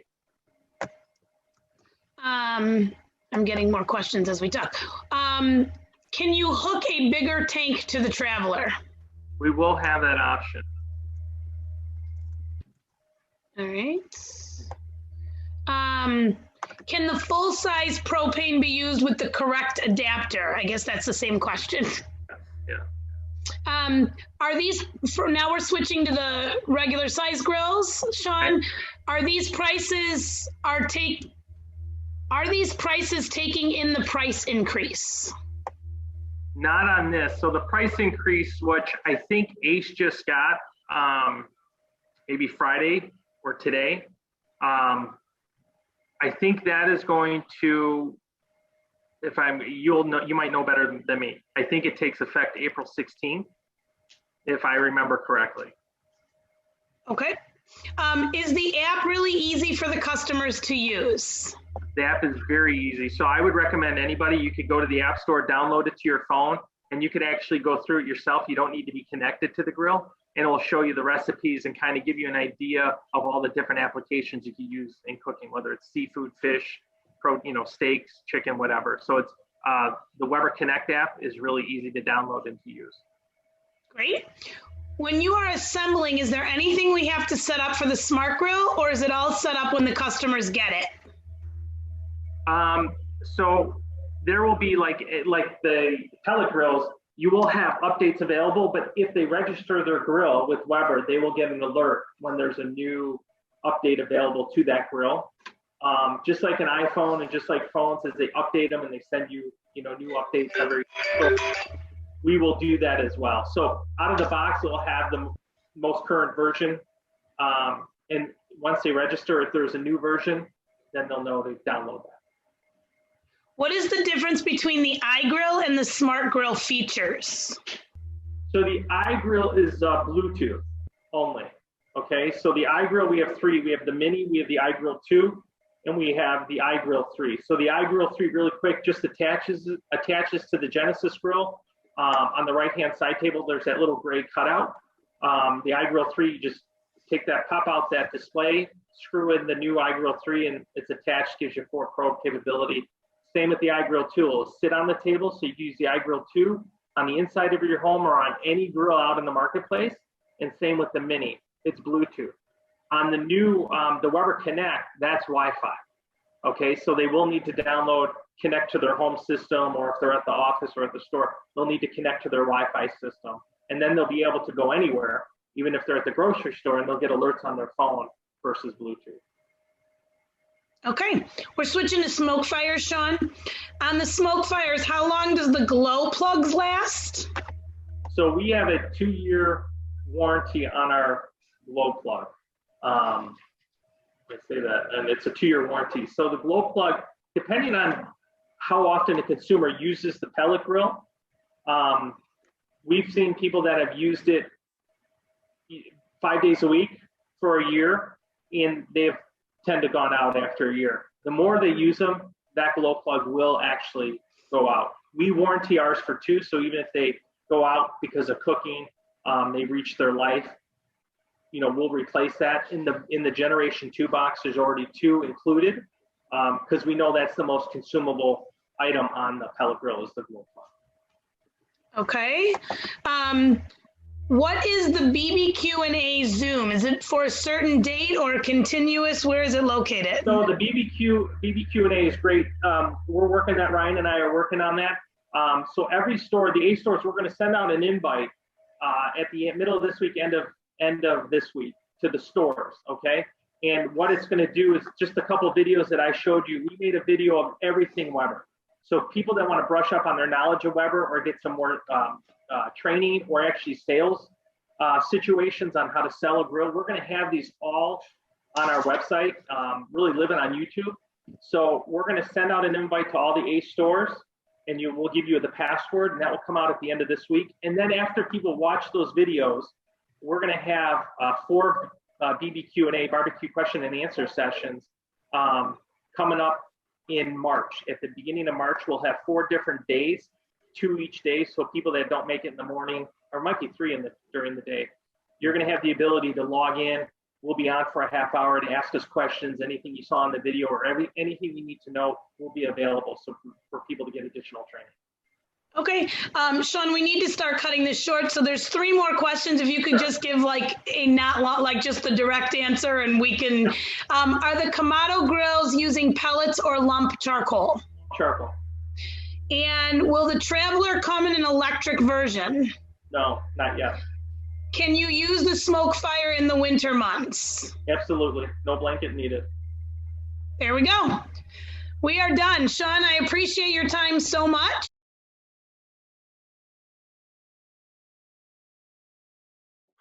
I'm just going to share my screen right now with my contact information first. So if you need to get a hold of me, this is where I can be reached on my cell phone or my email. So by all means, take it down. My assistant, Lisa Torres, also handles Blackstone. So she's a great resource, and her email is ltorres, LTORRES @pmrsales.com. She has very deep knowledge on Blackstone, and we can help, contact us. We get a lot of requests for parts. We can handle all that for you. So if you ever need parts, someone comes in and the knob broke on their grill, or, you get a unit in where something's cracked or whatever, or missing or whatever it might be, contact us and we'll get you those parts. Blackstone has made a lot of changes recently where they've expanded their parts department. As Ace has put a ton of griddles out in the market, now we get all those parts requests and things like that. So I'm going to go over today a little bit of the changes in Blackstone. There's some issues in supply chain that are coming up. There's some issues in pricing I'll explain to you, because you're going to see higher pricing in retails. I'll get into the new griddles, what's carrying forward, what's new, which we're changing almost everything. And I'll explain what and why we're doing that. I'll talk a little bit about the ad item for June, which is the same unit as we did this past year. Accessories. I'll spend a lot of time talking about accessories, because that is the key growth factor that your ACE stores are going to see in 2021 if they jump on board and get in Blackstone accessories. We have 25 new accessories in addition to what you had previously. So I'll talk about that.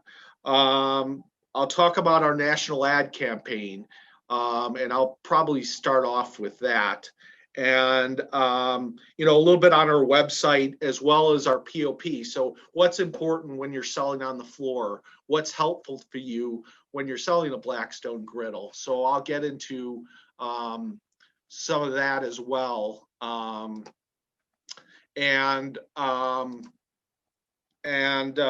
know, our POP, which is an important part, I'll talk a little bit about that because it is really pretty important part of what we're doing. So I'm going to try to share my screen here.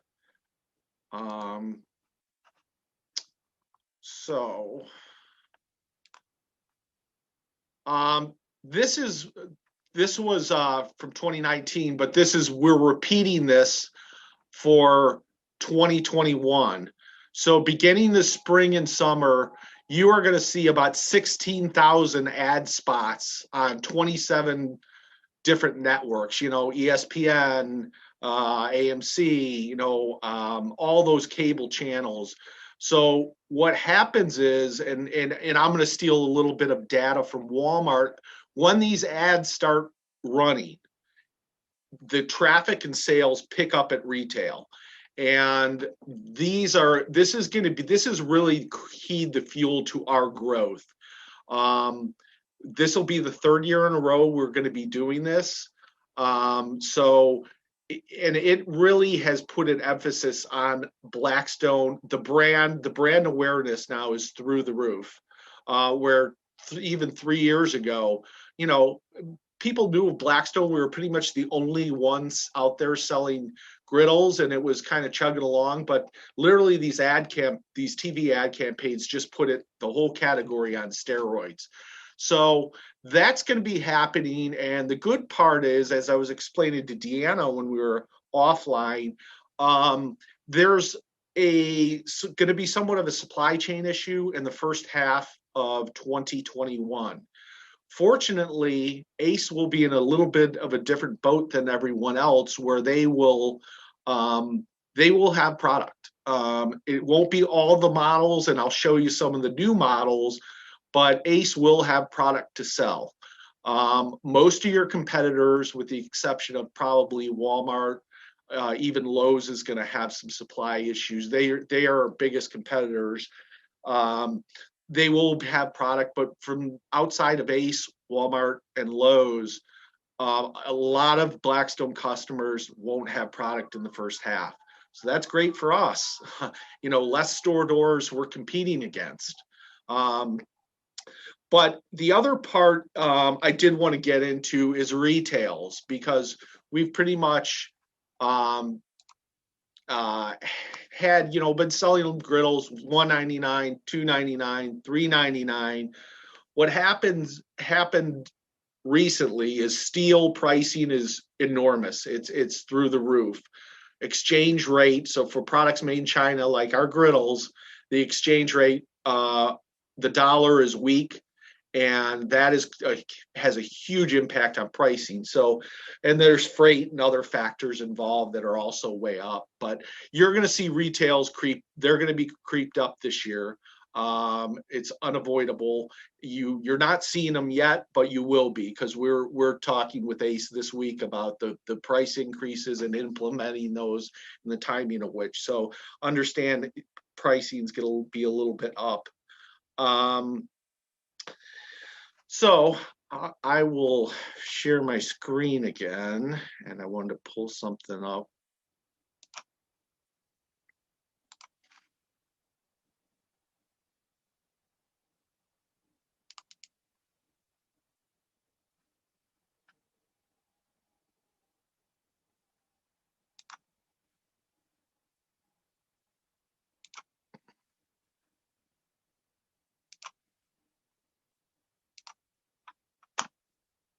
So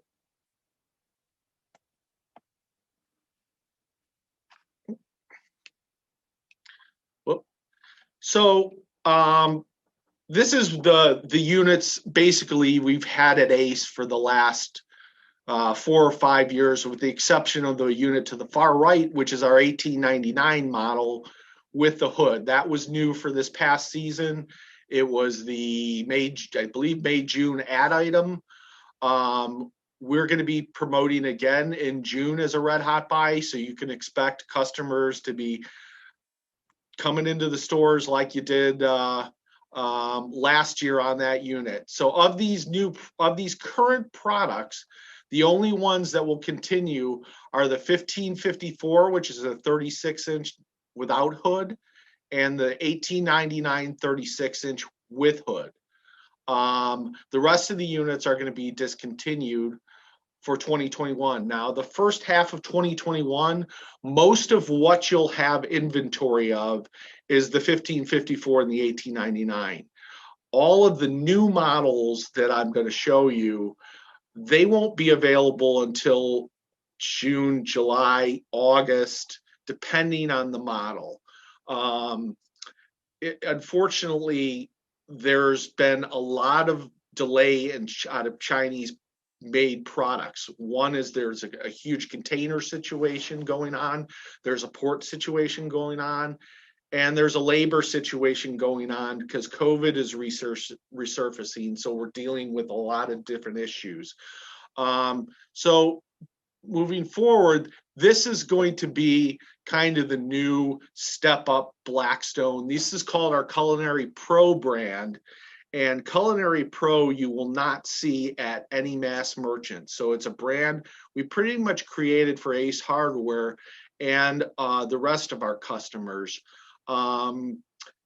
It's higher end. You see lots of stainless, lots of features, things like that. And I'll show you another new unit that we have coming that's really cool. And that'll be a later launch, but I'll show you that in a minute. But these are the units you will have moving forward. And the 1901, the one in the upper left-hand corner, that one is the other one you'll have inventory of earlier this year. That's a 28-inch stainless, really a nice looking unit. That one will have you'll start seeing that pop into inventory probably around April 1st, maybe April 15th. The rest of these, again, will be more July, August timeframe. So the whole point of all these new models and these new higher end units is to create a destination. So what Ace has done a really good, nice job with Weber and Traeger, not just carrying the basic units, the spirits or whatever. You give your customers an opportunity to step up. So they buy they come in to buy the basic 36-inch, but then they see these unit like one of these on the floor, and this is what they really want. So the store makes more money, Blackstone makes more money. That's the whole point of how do we, Weber and Traeger have kind of showed us the roadmap of, driving consumers up the continuum. Yeah, you pull them in with the spirits and things like that, but then they come in and they buy the Genesis. That's the same strategy here. So that's kind of what's new for griddles. We also have some basic units as well that we will have, and just to keep, we need to maintain some price point units. Obviously, we can't just expect everyone to just suddenly jump up and buy a $6.99 stainless unit. We got to have the price point units as well. So that's kind of what we have going on griddles. One of the things that the biggest thing we have coming is a whole new line of everything I'm going to be showing you is our new Culinary Pro label, and I'll show you in a little while some of the accessories. I don't have samples of most of these, but I have a few of them, so you can kind of see what we have. But these accessories will be again in that Culinary Pro brand, and we have all kinds of new tool kits, tool holders you can put on existing units, burger kits, presses, warming racks, basting domes, breakfast kits, all kinds of new cool stuff. And then we have our new seasonings. We have 3 different ones. We have a breakfast, lunch, and dinner seasoning kit. We have a regional favorite seasoning kit, and a griddle and steak and burger seasoning. And we've had a lot of interest in these. A lot of people have been asking for them. So these are going to be a real home run. And then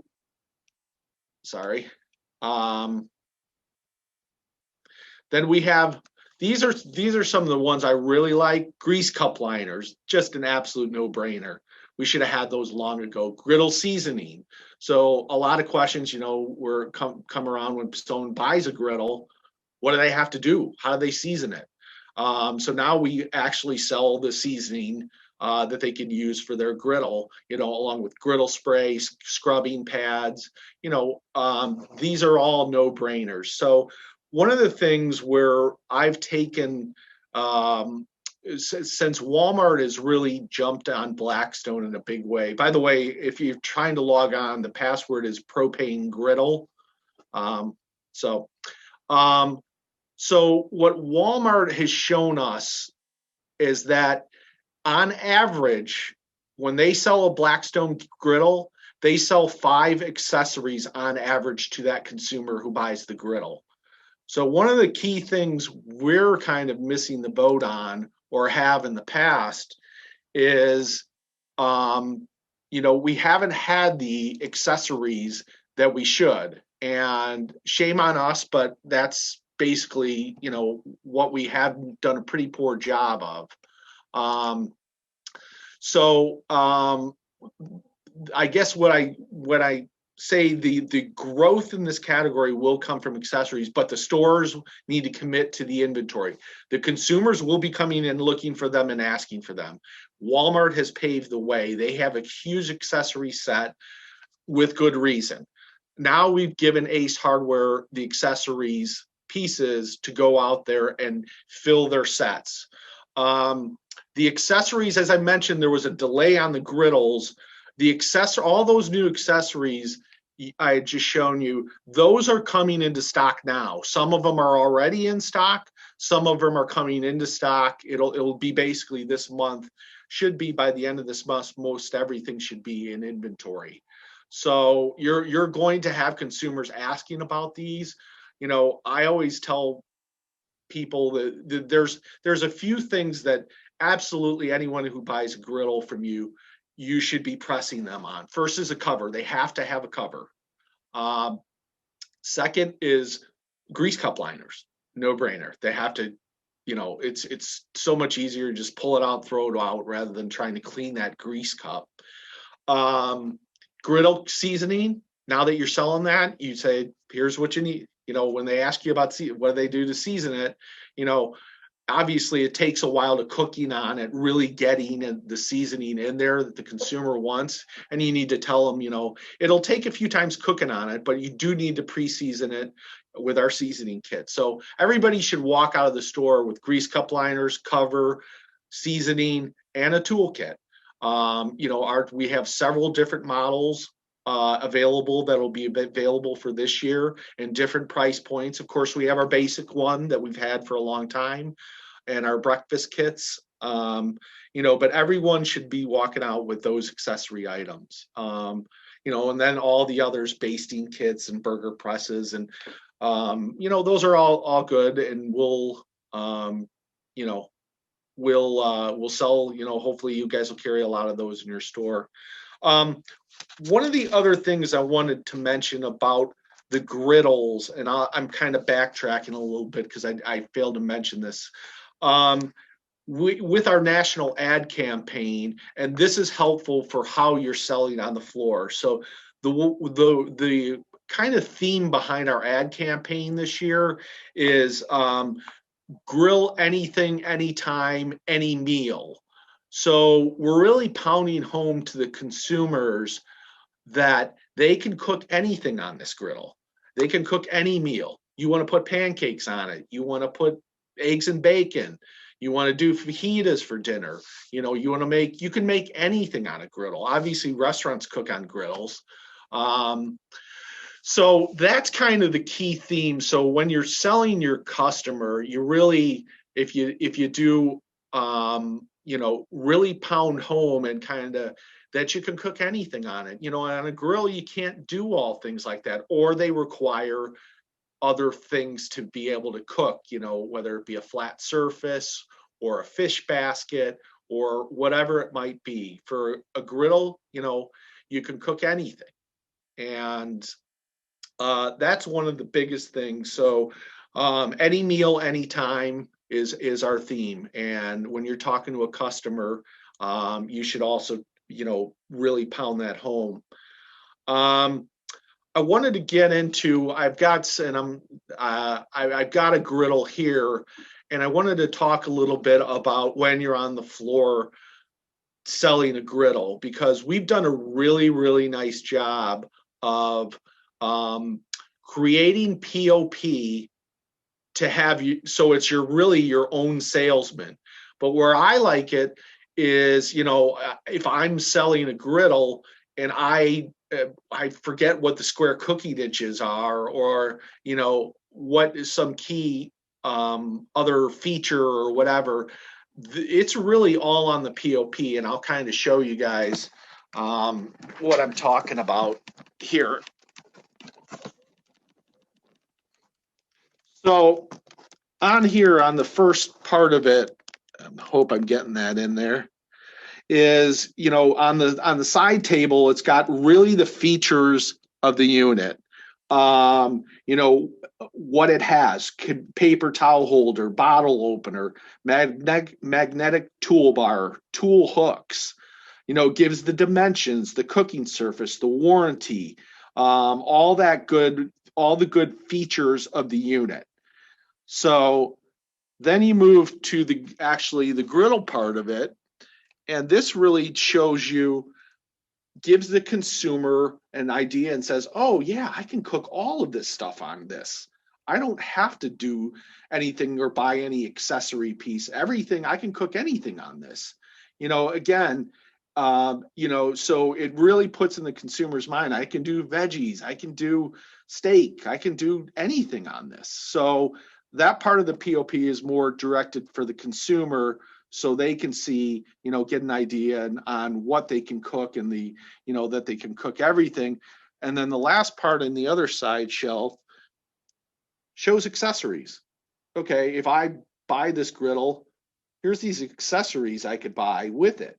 So we try to make it, the POP, useful, and so it's selling not only the griddle, but other things along with it. So, and then you see some of our new accessories, like I mentioned, the spices and the grease cup liners. Here's the griddle seasoning. Again, these two cover and toolkit should go out the door with every griddle. The other thing that, on this unit, what we point out on the middle POP, I forgot, is, you have 4 different cooking areas on this. You have 4 different burners. So you can cook, put your tortillas over here on low, put your vegetables here on medium, have your chicken and steak, if you're cooking fajitas, on high. You could cook all things if you're making fajitas, for example, at one time on this unit. And that's what the POP points out here. It shows you, the different zones of cooking area. So, and then our 28-inch has the 2 burners. So you would have 2 cooking areas, but our 36 inches all have the 4 burner system. So, that's really important. The POP, you're going to see this on all the models, moving forward, but it's really helpful for your, when you're trying on the floor, and none of you guys are going to be the experts all the time on Blackstone. I get that part. But at least you have a helpful tool with the POP when a customer has a question or things like that. And it really does a nice job of helping to sell that griddle. The other thing what came up in the last session is our website. So our website is a really, really great tool for you to use. All of our products are on there. They give all the features, sets, and all that of everything. And all the accessories are on there, all that. So we get a tremendous amount of traffic to our website, and people are looking at accessories and things like that, and then they're going into your store. So the other thing on the site, and I'm going to actually be sending you these, but we used to put a recipe book in the griddle. We no longer do that. It is on our website. So if you go to our website, you can download the recipe book. There's all kinds of really cool recipes on our website, and it's really helpful, and it does a nice job. And as I talked about earlier, how to season your griddle, that's on there as well. What's the best way to season your griddle? And people typically put some vegetable oil, put it on high, let it soak in. But like your grandma's old cast iron frying pan, that she had for 30 years, the whole point is, to get that flavor, get that season, in that pan. The griddle is no different than that. So you really want to get it seasoned, and you will after you cook on it a few times, and you'll get it to where you want it to be. But the other thing is a couple other features to talk about is what people get hung up on a little bit with a grill. How do I clean it? What's the best way to clean it? Again, that's on our website as well. But basically, you just need some water and a paper towel, and you don't want to scrub it. You don't want to do any of that. You want that to maintain that seasoning in there. So just some water and a paper towel, and just rub it. You can clean it up really easily. I tend to do it when it's a little bit hotter, not obviously right after I've been cooking on it, but that's there's really little maintenance with a griddle. I mean, it's very easy to clean. Now our griddles, you probably noticed some of them had rear grease management. Some of them had the old version where the cup was on the side, kind of in the front, and you had that channel in front that would run along. And what you'd have to do is scrape all that gunk and stuff to the front of the grill, and then into that channel, then into the cup. And it used to spill off the front. It was not a very good system. So this year, all models that Ace is going to carry are going to have the rear grease management system. And I'll just point that out to you real quick so you guys can see. So it's got the channel right down here and the grease cups down there. So you can see that. So basically when you're cleaning, instead of pulling it forward, putting it over here, you just put it all in the back, and it's real easy. It's a great feature, and it's really made it certainly a lot less messy, because as I said before, this stuff used to fall off the front of the grill. And that's always was one of the bigger complaints on our griddles is, because it kind of got messy, but with rear grease, it changed all that.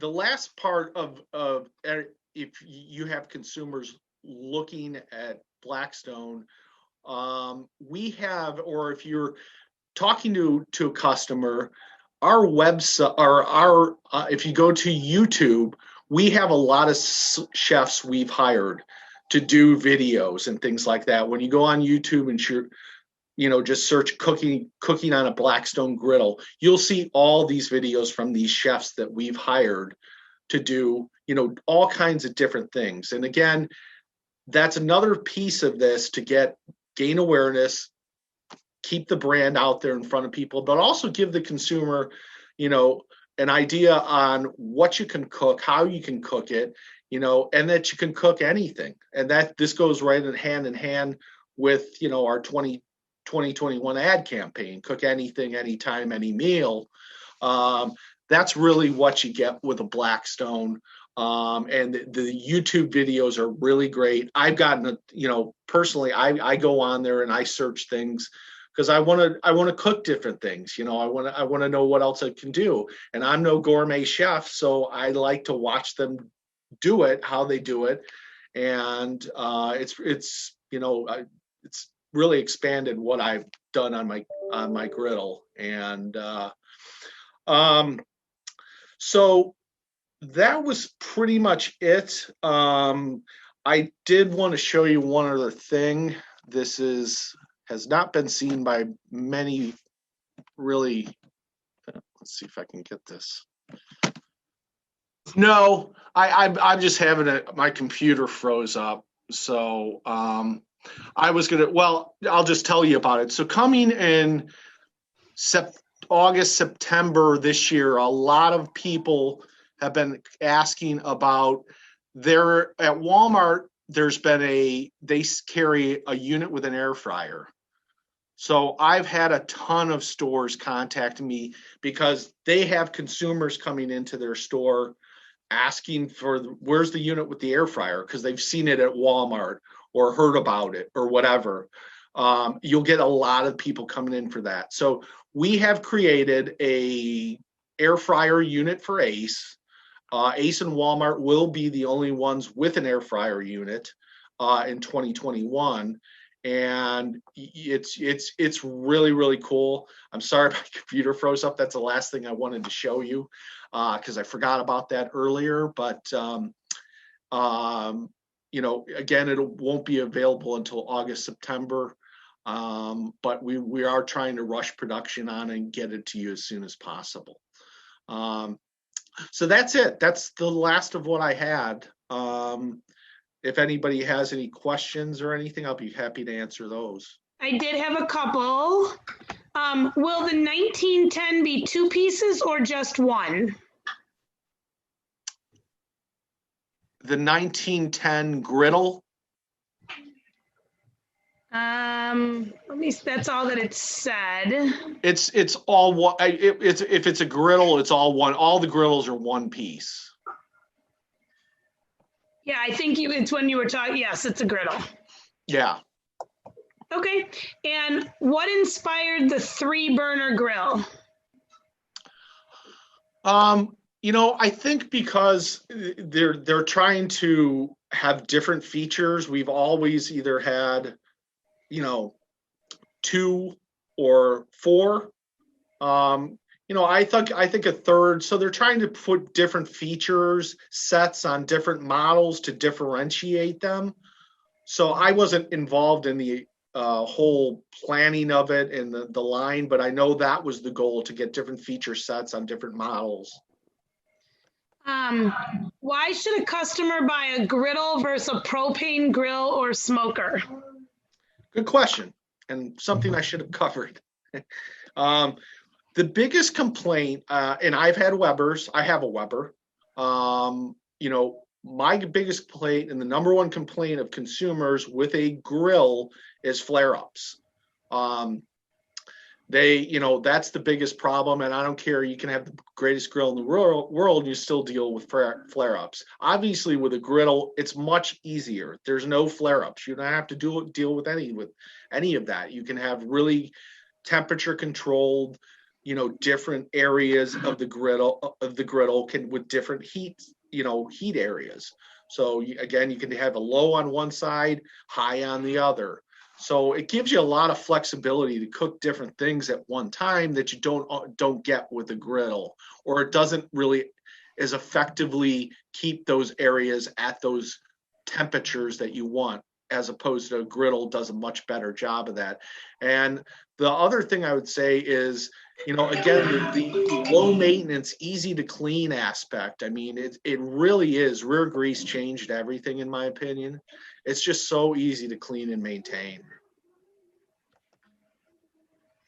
Okay, does anyone else have any other questions? Just the last thing I'll say, parts are going to be a big thing. You're going to be getting a lot of parts requests. Ace has put a ton of griddles out in the market, but the other thing you will get is from all those grills they put in the market. Now that you have all kinds of new accessories to go sell, people are going to be coming in to buy accessories for their griddle. And I can't stress enough, really push accessories. Walmart has shown us that if you put it out there, if you have it on the shelf, it's going to sell. Joel, people are asking for your website again. What is the website? www.blackstoneproducts.com. So okay. I'll put it in the chat to make sure everyone has it. And if you, I gave you my contact information. If again, with parts and all kinds of stuff, you can call me directly, email me. I'll be happy to get you parts. We do lots of parts orders now. So, any help you need at your store level, for sure, give me a call. I'll be happy to help you. I love talking to stores. Thank you so much, Joel. Does anyone else have any questions? Oh, blackstoneproducts.com. Sorry. Good thing that I have Lynn paying attention better than me. Managing too many things at once. Well, Joel, thank you so much. I appreciate it. As It was always, a pleasure. Thank you. Thanks for having me. I really appreciate it.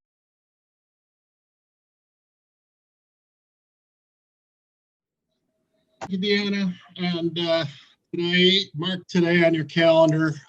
This is the first time anyone's referred to Tad as a wonderful human being. That's absolutely correct. So my name is DJ Triba, and that is Tad Wenman. We both work for Continental Sales and Marketing, and we are here representing Ooni Pizza Ovens today. So how many of you like pizza? Everybody like pizza? Yeah, I kind of figured so. How many of you have heard of Ooni? Are stocking Ooni? It's kind of weird with no feedback. I just see head nodding and shaking and so on.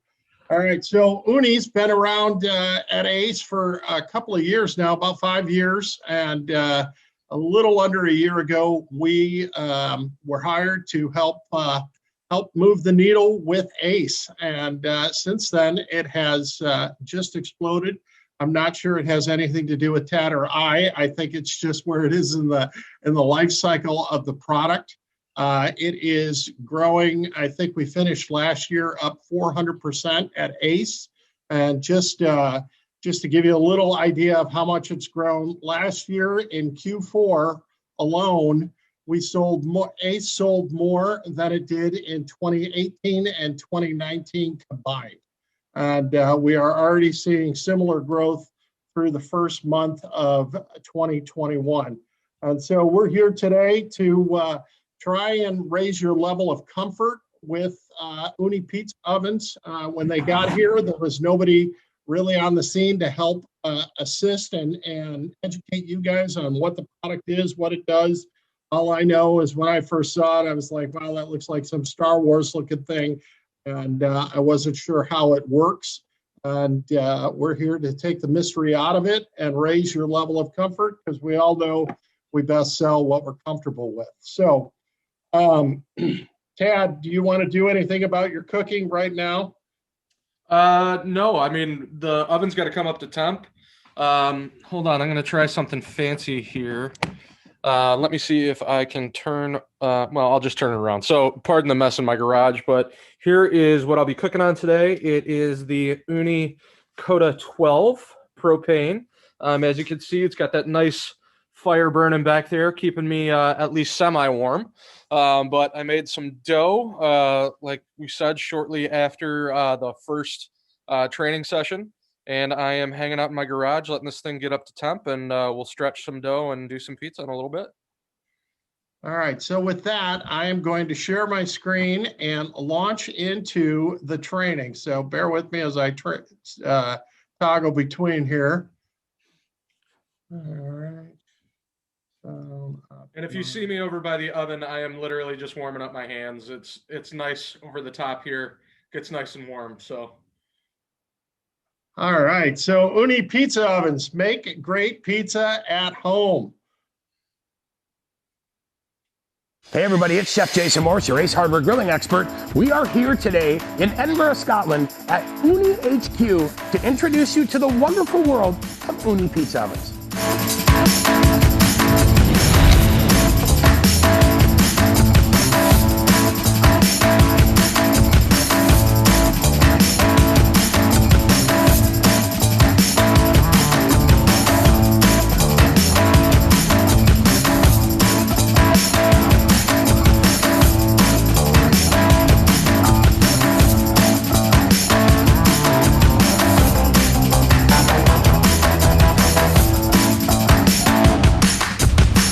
In 60 seconds at 932 degrees, and I can do this in my backyard on a tailgating event. I can take it camping, but the excellent part of this is everyone now gets great pizza.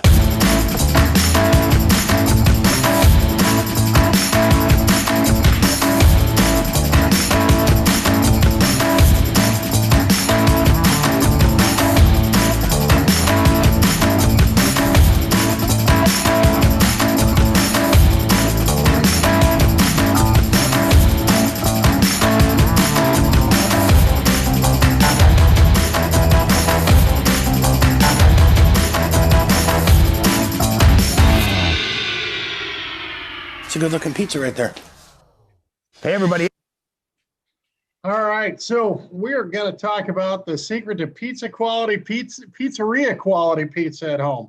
All right, the three main things that stand out here is we can get up to almost 950 degrees. It's 932, which is the equivalent of 500 degrees Celsius, and it cooks an awesome Neapolitan style pizza in just 60 seconds. And we've got it with propane, wood pellets, charcoal, wood chunk, and all different types of fuels. So right here is a picture of Christian and his wife. They invented it. So Christian is from Finland, and he was living in London and loved pizza and wanted to figure out a way to make it at home. He was renting a place and couldn't put a built-in outdoor pizza oven. So he started tinkering around in his garage and came up with a way that was portable and inexpensive. And that was in 2012. And here we are today, and it is growing like crazy.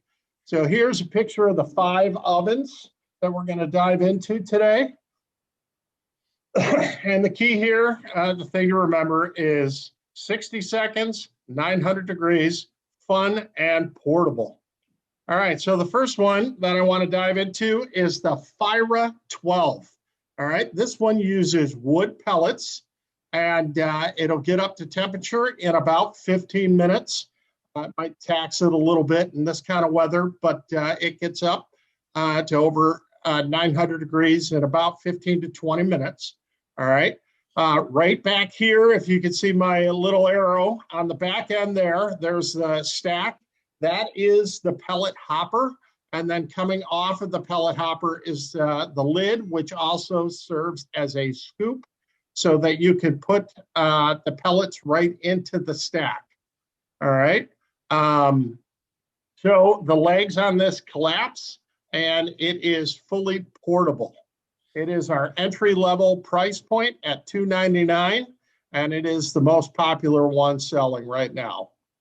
Next, one of the we things have, to remember as DJ dives into all this. So these ovens do get up to 950 degrees, and no joke, like my hand's up here, and it's a little warm. It's kind of scalding my hand hair here.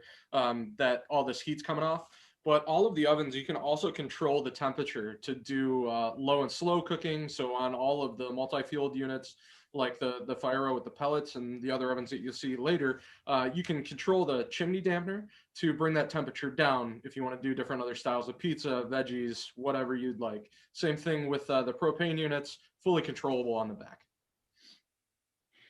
all right, so the next one here is the Coda 12 and the Coda 16. That is the one that Tad just showed us that he's got going there in his garage. It is propane fueled.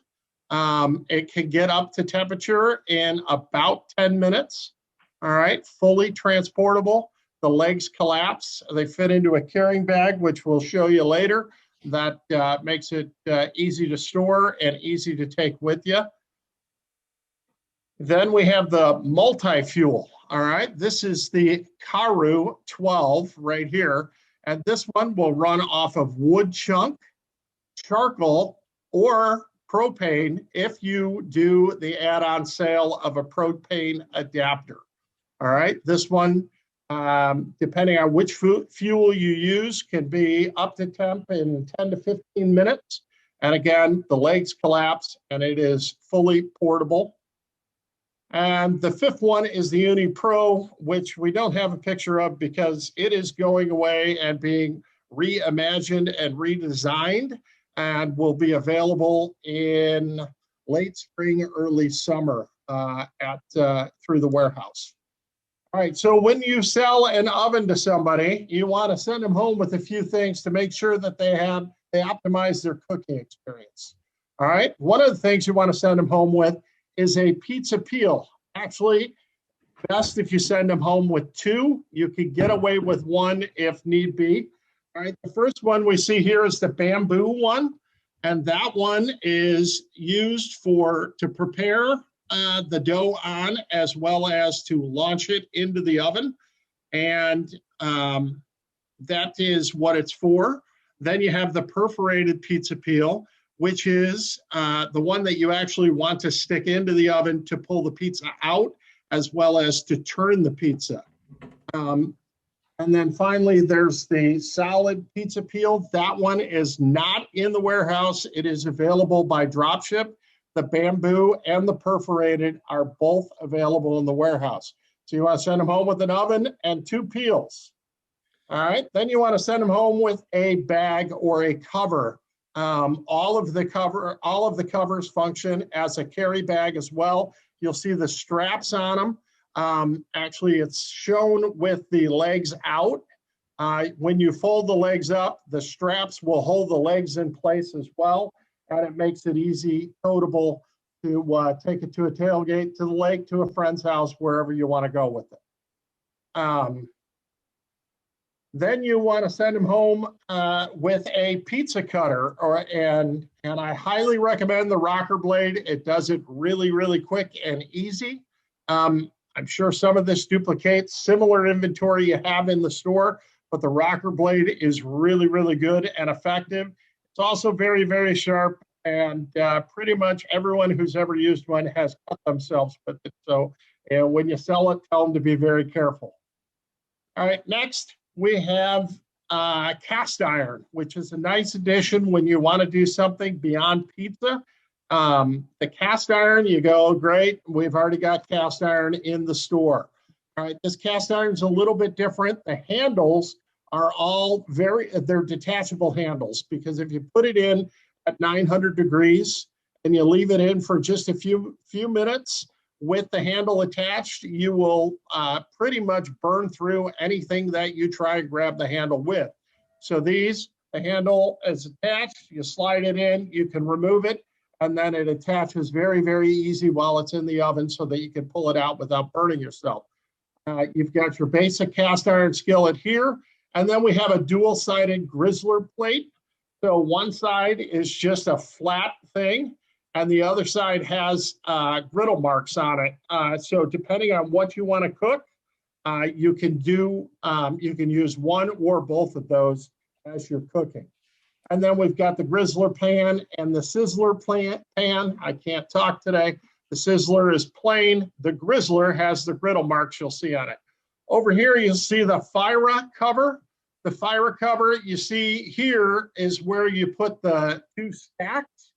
All right, but they don't have to be carried separately. You remove the stacks from on top, you slide them into that case, and then you put them inside the oven, and then put the cover on the oven itself, and it's self-contained that way, and you free up a hand that way. And then finally, you want to send them home with a cookbook and an infrared thermometer. One of the lessons that I learned when I got mine was it needs to be up to temp, and I can't guess when it's up to temp. My first 3 pizzas I may or may not have ruined because the toppings were done, but the dough was not, because the stone wasn't up to temp. I got the infrared thermometer, and guess what? I have perfect dough every time now. The cookbook is pretty cool. It's filled with tons of ideas that go far beyond just pizza. I will admit some of them are pretty weird because Christian's from Finland and it started in Europe, so there's some interesting food ideas in there. So, as I said, they're exploding and they are all over social media right now, as well as other media platforms. You'll see them written up in magazines and the like. And these are just some of the rave reviews that they're getting. All right, so one of the reasons that it kind of flopped and we're fighting an uphill battle with ace dealers is because when it came out 5 years ago, nobody knew how to use it, how to talk about it, how it worked, or anything like that. And so we're here today to discuss some of that and to tell you that Ooni recognized that this was a problem and they took steps to solve it.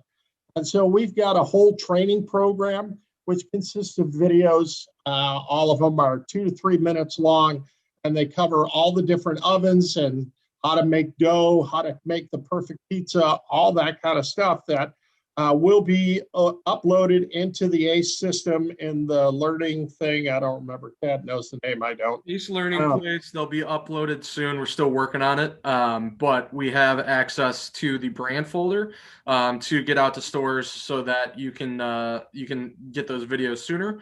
In addition, there's some exciting stuff that I won't steal DJ's thunder, but keep the name Ooni Pizza Captain in the back of your head. All right. So what Ooni has done to help drive sales is create an Ooni discount program. So you get a pro card. They are not available right now. The old ones expired at the end of 2020, and we are waiting on the new codes, which will probably be another month or so before they're available. And yeah, on that, there'll be 2 events. This is actually new news here. There'll be 2 events during the year that you can take advantage of. They'll be a month long, one coming up in most likely April, and then another one later in the year. But coming up in April, we will have a discount event. Okay. And then we've got Ooni Pizza Captains, which we'll table for right now. We'll get that on the next slide. And then we have competitions and awards drilled down to the retailer level. Just for example, in November and December, they ran a holiday contest decorating the store display.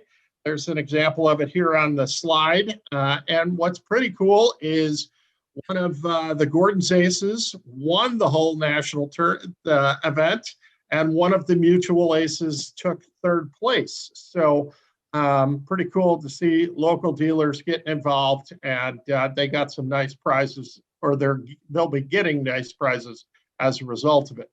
All right, so the Ooni Pizza Captain program. We want every store to have an Ooni Pizza Captain, and that is the store expert on Ooni, all things Ooni, that can, one, be a resource for customers as well as other associates and teammates on kind of a train the trainer thing. So we've created those training videos.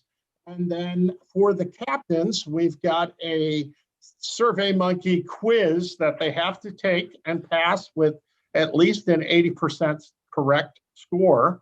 And then you take a screen grab of your test results, send that to me, and I will get you hooked up with an Ooni Pizza Captain hat and shirt, because who doesn't want Ooni Pizza Captain hat and shirt? But you also get an oven and some accessories that you can use at home and for store demos and at the store, so that everybody can get comfortable making pizza and see how easy it is to use. All right, that is the nuts and bolts of the Ooni program. All right, so the key things are, you want to send them home with an oven, a cover, 2 peels, and maybe a blade, maybe the infrared thermometer, and a cookbook. All right. Some of the feedback we got from the first training session was there wasn't enough talk about what else you can do beyond pizza. All right. I've done wings, I've done steaks, I've done scallops.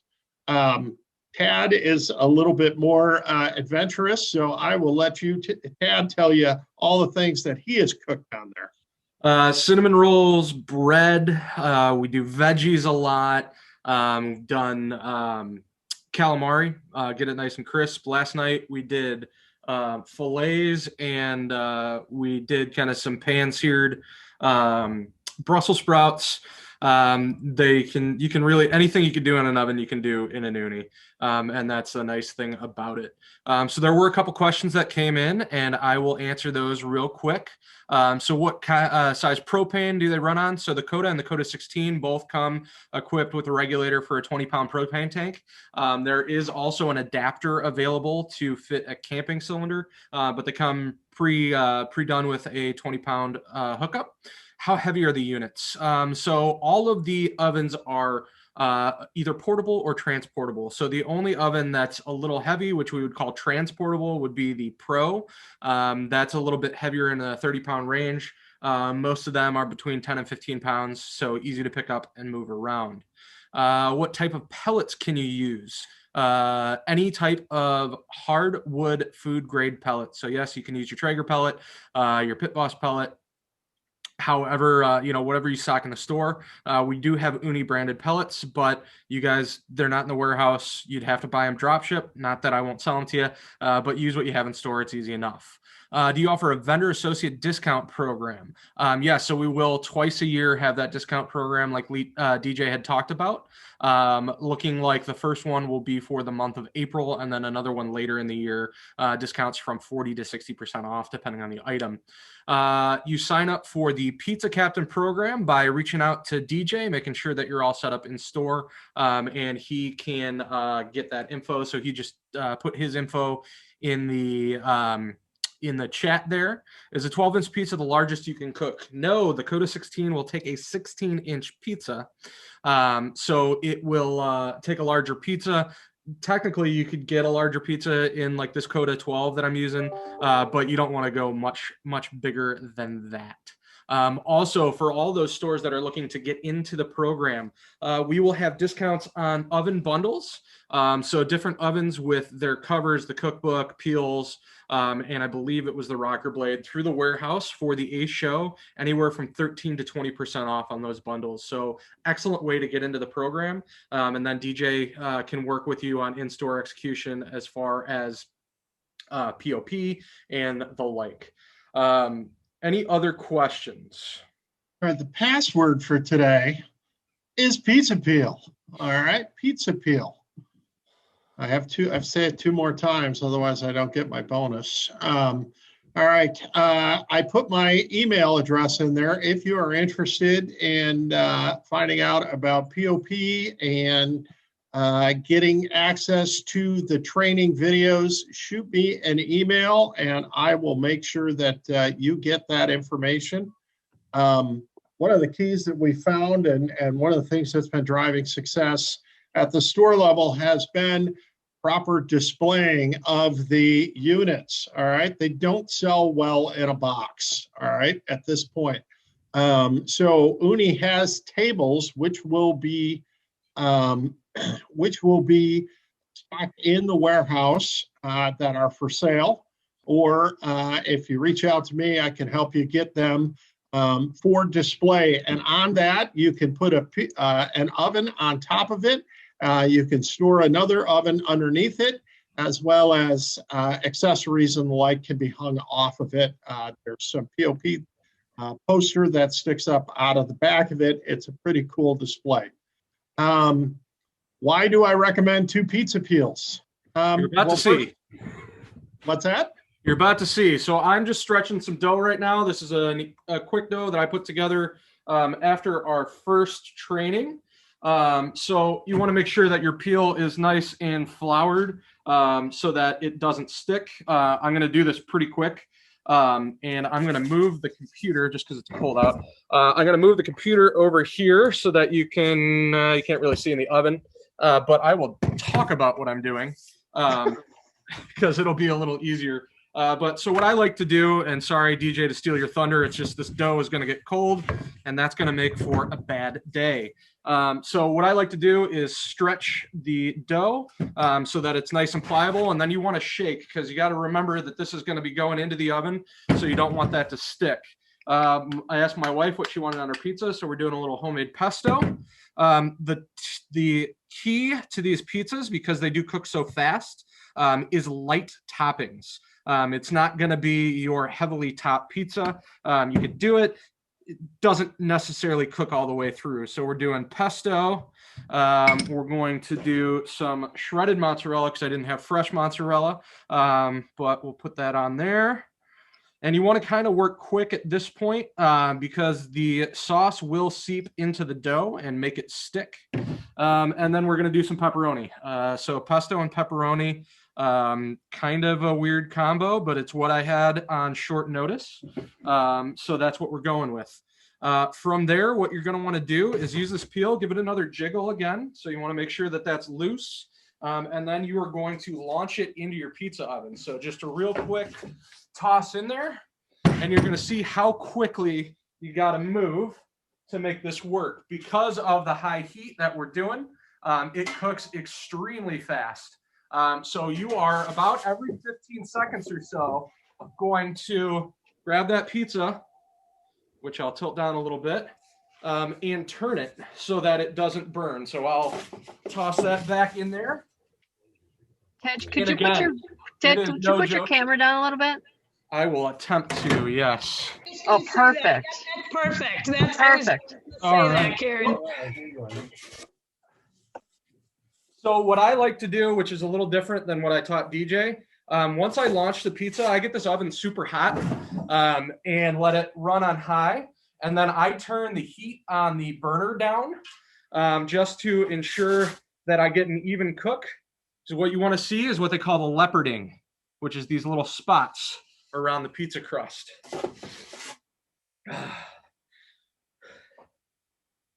And it might take a little longer to cook just because it is very cold out here. I am in Woodridge. It is 8 degrees. So I am working. Might take a little bit longer than the normal 60 seconds. But see here. And it's just pure coincidence by the way that I stretched this dough. It turned into a heart. It's because I love making pizza so much. And that's your pizza. Hot and fresh. So I will show you again.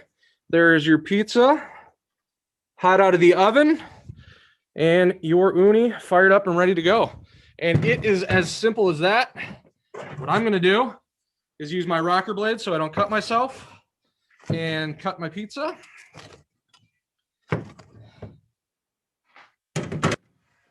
And turn off my oven and enjoy a slice.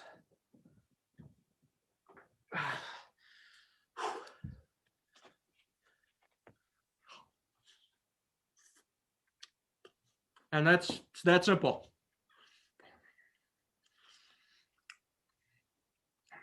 Did you burn the roof of your mouth, Tad? Oh yeah, I swallowed myself, but it's working. All right, good. I want to make sure that you had the full pizza eating experience.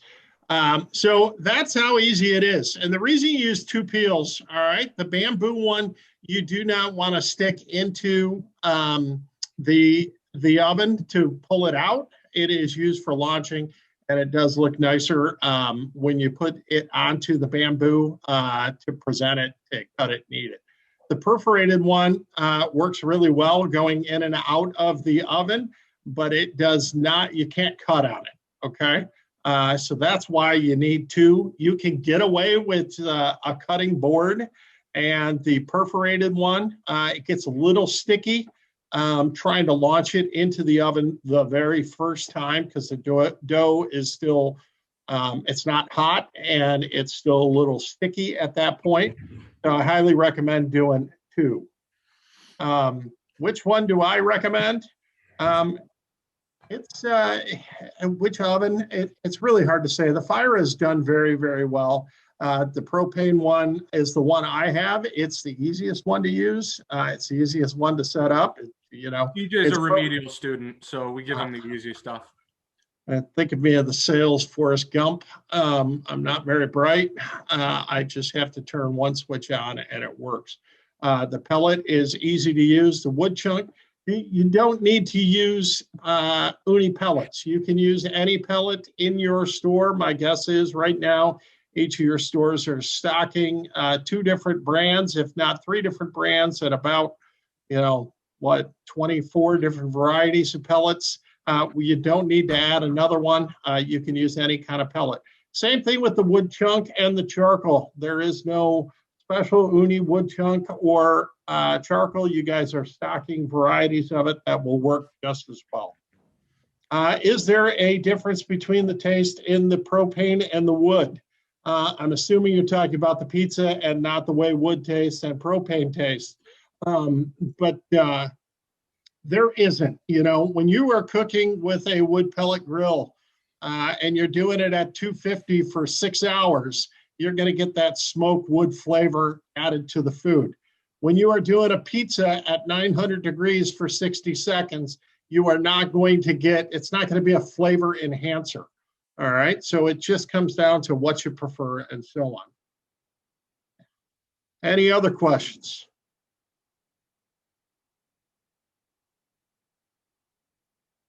Oh, come on. You guys still awake?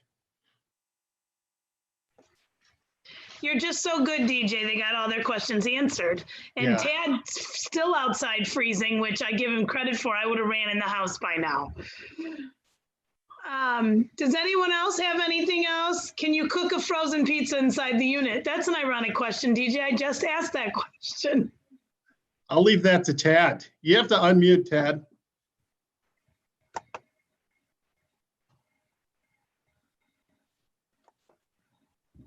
Now I can unmute myself. Could you? Yeah. Would it work in 60 seconds? No. So these are really on the pizza side of things. They're best with fresh dough and raw dough versus a frozen pizza. You could turn the temp down and cook a pizza in there, but or a frozen pizza in there, but you'd need to babysit it a little too much, I think, for anybody's liking. And So- Deanna, I closed my garage door, so it's 3 degrees warmer in here. We're good. One of the questions we get a lot is how do you make the dough? Dough is easy to make. If you don't like cleaning up a big mess, you can go to Trader Joe's and get pre-made dough balls. I've gone to the local wood-fired pizza place and bought their dough balls. The key is not to start working with them until they're at least at room temperature. When they're too cold, though, they will contract and you'll get big bubbly pizza versus a nice flat crust pizza like Tad just made. Yeah, so that dough that I made, it was very simple. It was just flour, yeast, salt, and water. You can also use the Jif pizza crusts. And the Ooni app has a whole bunch of recipes as well for dough, from a simple dough to sourdough, biga, depending on how deep pizza you want to go. What if the frozen pizza is thawed? Will it be faster to cook? Yes, I've never tried it, but I guess with all these questions, I'm going to have to now. So I got to run to the grocery store and pick up a home run in and thaw it, and I'll let you know how it goes. If you're gonna buy a frozen pizza, at least get a good one, Dad. Well, yeah, the home run in is pretty, like, it's one of those, tiers. Does anyone else have any other questions for these lovely gentlemen? Or DJ. Can you use a bobbly crust? Yes. So you would be able to use the pre-cooked crusts. Really, all you'd be doing is melting the cheese and toppings at that point. So you'd have to be very careful because it would burn quickly, because that is a fresh crust. But you could. All these shortcuts are taken away from the fun and the experience of doing it. All right, I've got my girlfriend and I, we have 4 kids between the ages of 18 and 29, and it's about the experience of getting out there and doing it together. Lining up dough balls and the toppings and letting them do it themselves. It's fun. It's an experience. It's not just an event, and we're looking forward to the post-COVID days where we could have people over on the patio and just do a pizza making night and just fire that thing up, and everybody makes their own. That's what I like about the 12-inch pizza idea. Every pizza's a personal pan pizza at that point. You don't have to share with anybody. You can make it any way you want, and nobody goes away unhappy unless you're Dad. Yeah, I mean, any pizza is a personal pizza if you believe in yourself, DJ. Come on. Yeah, I know. I've proven that. Yeah. I have proven that. But to DJ's point there, it is super simple to, the Trader Joe's crusts work really well, especially for demos. You go in and pick the dough up, it's frozen, you let it thaw overnight. And you can get it frozen dough at any grocery store. So it's super simple to use.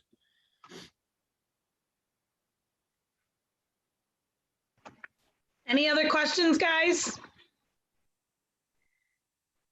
Everyone good? Going once, going twice. Tad can go in and warm up. All right. I'm gonna do it. Well, I gotta go save the pizza for my wife. It's probably gone already. So Tad and DJ, thank you so much. That was amazing. I'm sure I'll be getting lots of texts from my team on wanting to bring this in now. So, and I do appreciate, Tad, all jokes aside. I know you didn't do this morning. I kind of said it joking, but it was really cool to actually see how it works. So thank you. Yeah, and it's no joke. I mean, that was from raw dough to cooked pizza in probably 90 seconds because of the temp, but.